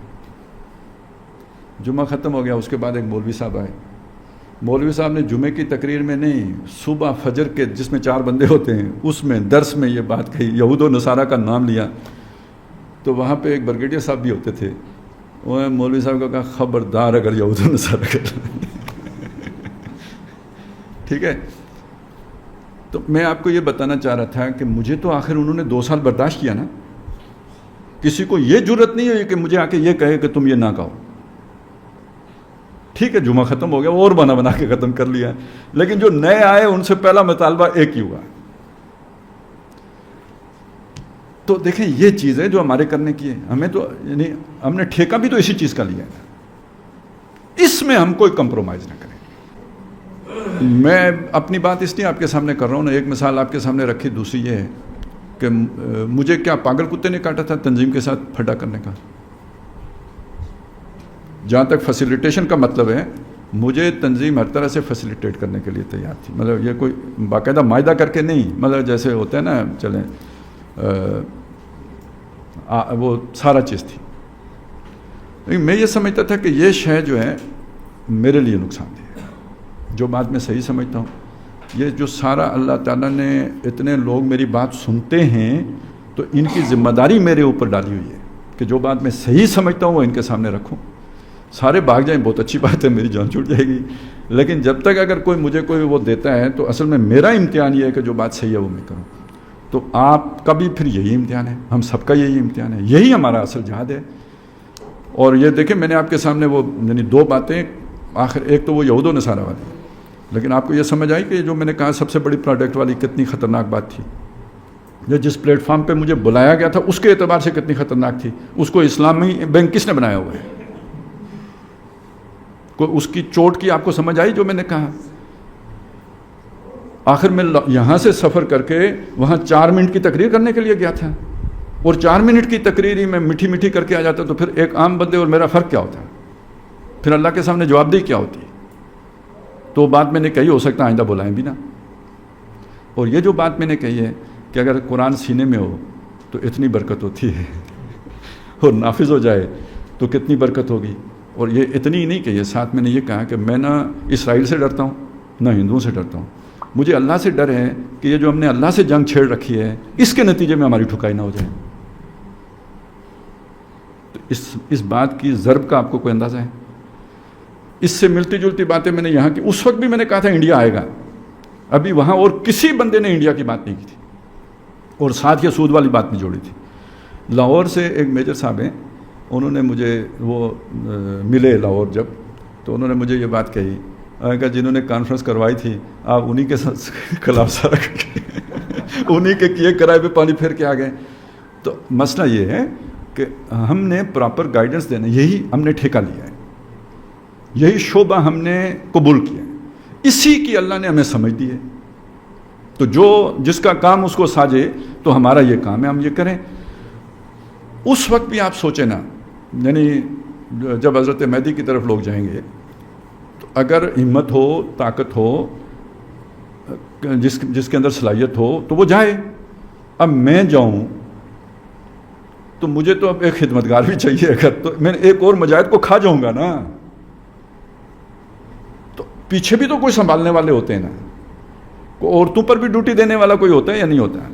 تو ایک آرگنائزڈ کام ہوتا ہے، ڈسپلن کام ہوتا ہے. لیکن اگر حکومت وقت یہ سمجھے کہ آپ بھی چلیں تو چلنا پڑے گا، اور وہ کوئی یہاں پہ ذمہ داری دے دے تو وہ ادا کرنی پڑے گی. تو اس لیے ہر ایک کا کوئی نہ کوئی کام ہوگا اجتماعیت کے اندر. وہ ظاہر ہے اس وقت وہ قومی سطح کا کام ہوگا، تو جو ذمہ داری سونپی جائے وہ آپ ادا کریں گے.